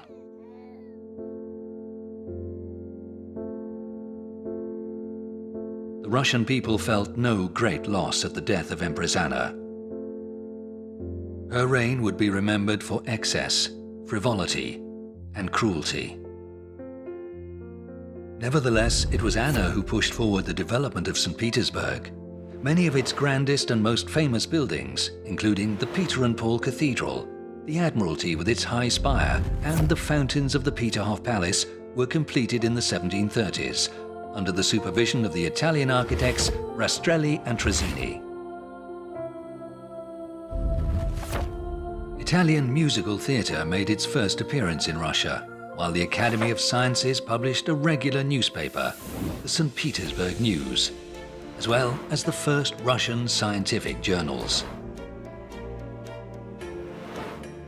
Elsewhere, the foundations of Russian literature were being laid by poets such as Trediakovsky and the young Lomonosov. The Empress herself, of course, was interested only in much cruder forms of entertainment. She had neither the intellect, energy, nor charisma to be an effective ruler, a position that, after all, came to her almost by chance. And within 2 weeks of her death, all the plans she had laid for her succession had collapsed like a house of cards. No one was satisfied by the appointment of Anna's lover, Ernst Biron, as regent to the infant emperor Ivan VI. And so the Guards intervened again. On the night of November 9, 1740, Field Marshal Count von Munich and 80 guardsmen burst into the Winter Palace. He sealed the exits and sent his adjutant to find Biron.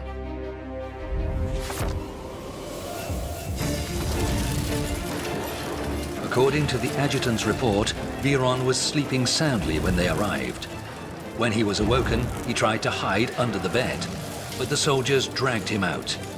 He struck out in an effort to break free, but the soldiers answered his blows with musket butts.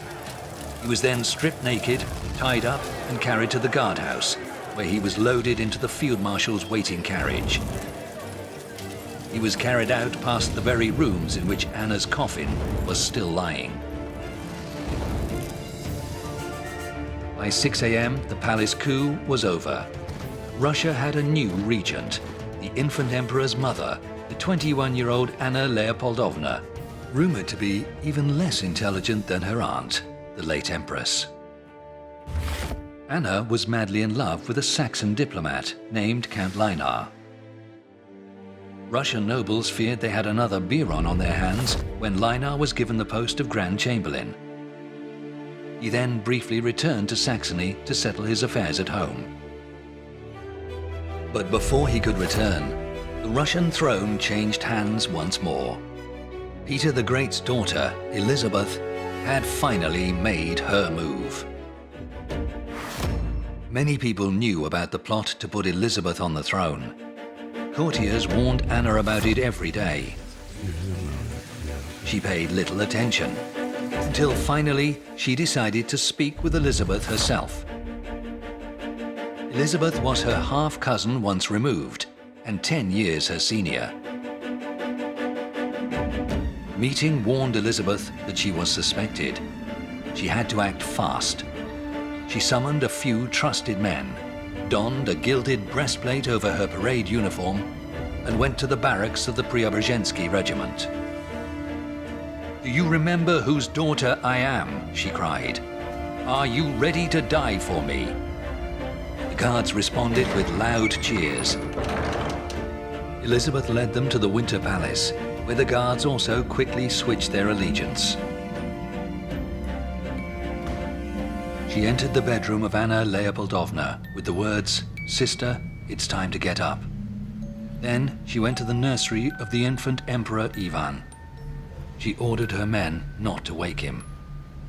She took Ivan in her arms, kissed him, and said, "You're not to blame, little one." Nobody knew what to do with him. Elizabeth left the Winter Palace with the child in her arms. Chapter 3. Elizabeth Petrovna. The little Ivan VI became Russia's man in the Iron Mask. Almost all his short, tragic life was spent in closely guarded confinement. First in Ranenburg, then in Kalmogorye, and then in solitary confinement in the Schlisselburg fortress, where he was held as a prisoner with no name. Ivan spent 7 years in a cell with no natural light, with only the Bible to read. At the age of 24, he was murdered by his guards during a failed rescue attempt. His parents spent the rest of their lives under guard in Kalmogorye, far to the north, so that no one was ever tempted to restore their family to the throne. In the aftermath of the Palace Revolution, Ivan VI's fate was not yet known. Elizabeth had many important decisions to make. First, she announced that she would restore the laws and state bodies established by her father, Peter the Great. The Senate resumed its work as a legislative and judicial body. The ministerial cabinet was dismissed. Elizabeth would learn to keep a close eye on all her advisors, to ensure none grew too powerful or dared challenge her authority. During her magnificent coronation, Elizabeth became the first Russian monarch to place the crown upon her own head, a moment rich in symbolism. Foreigners who'd helped Elizabeth gain power, hoping for special treatment, were disappointed. The new empress wasn't going to dance to anyone else's tune. On one occasion, her agents intercepted a letter sent by her old friend, the French ambassador, Marquis de Chetardy. The smallest matters terrify her. Weakness and instability. This is the essence of all the Tsaritsa's actions. Marquis was sent home within 24 hours. The Empress never forgot who'd really put her in power. The Guards. Now she entrusted her life to them, creating a special unit to act as her bodyguard. The Leap Company was an elite unit made up of the 300 grenadiers and 64 officers that had put Elizabeth on the throne. These men could do virtually whatever they liked, and made for terrible guards, often drinking on duty, falling asleep, and even leaving their posts. But the Empress excused them anything. She herself was the unit's commanding officer. Its officers were her friends and closest allies, including the brothers Peter and Alexander Shuvalov and her lover, Alexi Razumovsky.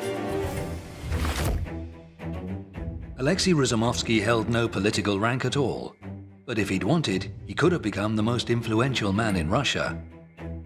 Wielding power did not interest him. He was good-natured and entirely without ambition. The Empress's happiness was his only concern. The son of a Cossack farmer from northern Ukraine, he had a fine singing voice and was extremely handsome.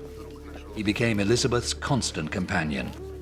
He was cheerful, calm, and dependable, and they were devoted to each other.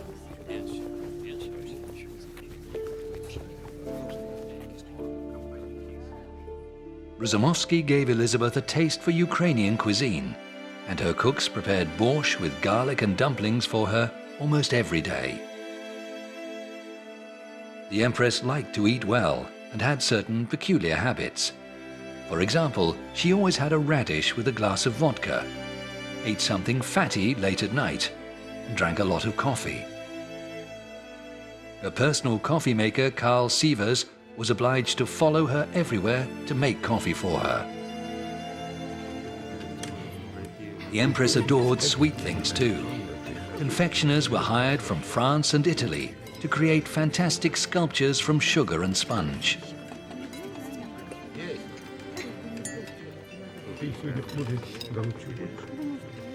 Like her mother, Catherine I, Elizabeth was a night owl and stayed up long after the balls had finished. And there was always the lingering fear of a nighttime palace coup.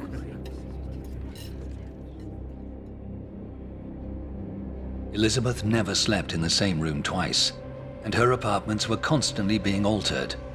New doors and windows were cut through the walls, staircases were moved, all measures to create new escape routes and to confuse any potential conspirators.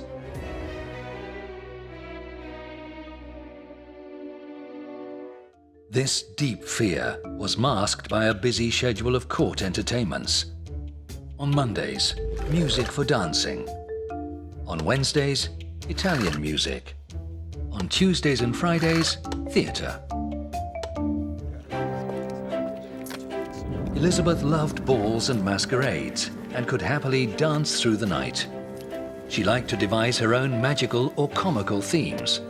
For instance, making all the men come dressed as women and the women as men. All the guests would be made to look ridiculous, except Elizabeth herself, whose shapely legs were universally admired. The Empress was a great beauty, but hugely vain. Her courtiers were expected to pay her endless compliments, while ladies feared to dress too well in case they were thought to be competing with her. To ensure she was always the most magnificently attired, Elizabeth would issue strict rules before a ball, stipulating certain colors or hairstyles that only she was permitted to wear. The Empress's wardrobe was reported to include no fewer than 15,000 dresses. She never wore a dress twice, and sometimes changed several times in a single evening.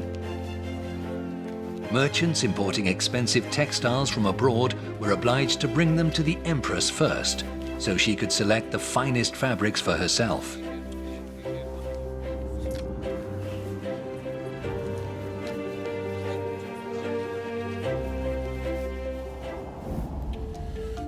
The Rococo style was the latest fashion in Europe, which meant frilly shirts for the men and for the women whalebone corsets to create tiny waists and huge skirts supported by cane hoop petticoats. Fantastically elaborate hairdos were all the rage, some of them 60 centimeters high and shaped to resemble fancy hats, flower beds, or even ships and windmills. Small flasks of water holding live flowers were sometimes tied into the hair. At night, it was recommended to cover such constructions with a nightcap to prevent lice from crawling in. Empress Elizabeth also demanded palaces to equal anything in Austria or France. This is where the genius of Bartolomeo Rastrelli came in.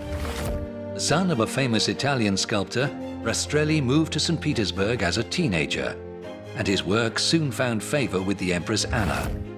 As senior court architect, he was kept on by Elizabeth, and his projects became yet more daring and grand. His designs included the new Winter Palace, Smolny Cathedral, Grand Peterhof Palace, and the Zaskie Selo Palace. The cost was astronomical. The palace at Zaskie Selo alone cost 1.6 million rubles, the equivalent of about $270 million today. This at a time when the Russian economy was crippled by corruption and a currency crisis. Russians, uncertain of the future, had begun to hoard more and more currency.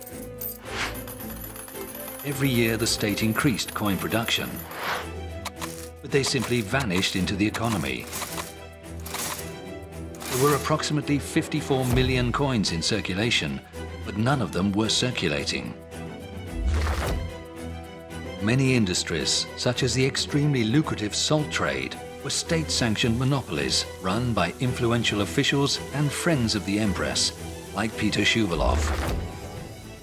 Corruption had reached extraordinary levels. Almost all of Elizabeth's ministers also received wages from foreign countries. Those taking payments from foreign governments included the Chancellor, Alexi Ryumin, and the Vice-Chancellor, Mikhail Vorontsov. It was once said of Vorontsov that he was on sale to the first bidder. The Empress needed foreign money too. Word spread that she was willing to sign conventions for subsidies. In these unequal agreements, Russia agreed to enter a war on one side or another in exchange for cash payments. Russia had become, in effect, a state for hire. One thing Elizabeth refused to sign was any death warrant. When she came to power, she'd sworn that she'd have no one executed, and was true to her word. An entire generation of noblemen grew up without fear of the scaffold. Slowly but surely, the Russian economy began to modernize. The first banks opened, offering loans at 6% per annum. Industry was expanding rapidly. Russia was producing 2 million poods, or 33,000 tons of cast iron a year, half of which was sold overseas. The Russian population was rising, 5 million in a quarter of a century.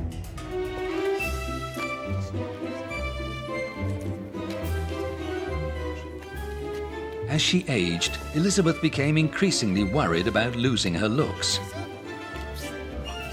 She sought reassurance in the arms of a court page, 18 years her junior, named Ivan Shuvalov. Her infatuation with this handsome youth soon turned to love. Her former favorite, Razumovsky, quickly understood. Without scandal or acrimony, he quietly withdrew from court. The new favorite was much like the old, calm, gentle, and good-natured, and absolutely loyal to the Empress. He asked for neither money nor positions. However, unlike Razumovsky, Shuvalov was highly educated. He corresponded with the French philosopher Helvetius and was passionate about improving the state of Russian education. Thanks to his influence, Elizabeth authorized the founding of the Russian Academy of Arts and Moscow University. But the life of the Merry Empress was not all balls and parties. She had another passion: foreign policy. In the 1740s, the warlike King Frederick of Prussia was seeking to expand his realm at the expense of his neighbors, and to establish Prussia as a great power. Most of the other European powers were determined to stop him, and formed themselves into an alliance. The driving forces behind the alliance were Maria Theresa, Empress of Austria, Elizabeth, Empress of Russia, and Madame Pompadour, Mistress of the King of France. Frederick, famous for his low opinion of women, was nevertheless an intellectual and a wit, who nicknamed the alliance against him the League of the Three Petticoats. The three women had led their countries into one of the greatest conflicts in European history, the 7 Years' War. Russia joined the fray in 1757, launching an attack on East Prussia. After meeting the Russian army in battle, Frederick declared, "To stop a Russian soldier, you need 2 bullets. One to kill him, another to bring him down." Following a decisive victory against the Prussian army at Kunersdorf, Russian forces took control of eastern Prussia. The following year, 1760, Russian troops briefly occupied Frederick's capital, Berlin. The war seemed to be virtually won, but suddenly, inexplicably, military operations were called to a halt. On Christmas Eve, 1761, Elizabeth had a sudden sensation that she was dying. All her life, the word death had terrified her. But now, she was perfectly calm. She made her confession, took communion, and bid farewell to relatives and friends.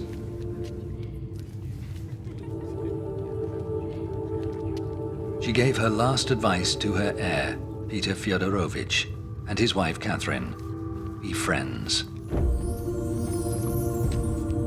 On Christmas Day, she died.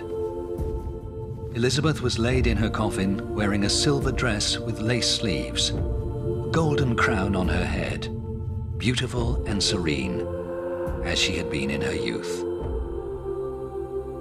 But those at the funeral were fixated instead on the strange behavior of the new emperor, Peter III. He either walked too slowly or ran, laughed or grimaced. It was whispered that he'd already ordered Russian troops out of Prussia and offered his idol, King Frederick, peace with no demands. It didn't seem to matter to him that thousands of Russian soldiers would have died in vain. There were soon doubts about the new emperor's sanity and what he might do. One thing seemed certain: the endless parties, the glamour and frivolity of Elizabeth's court were a thing of the past.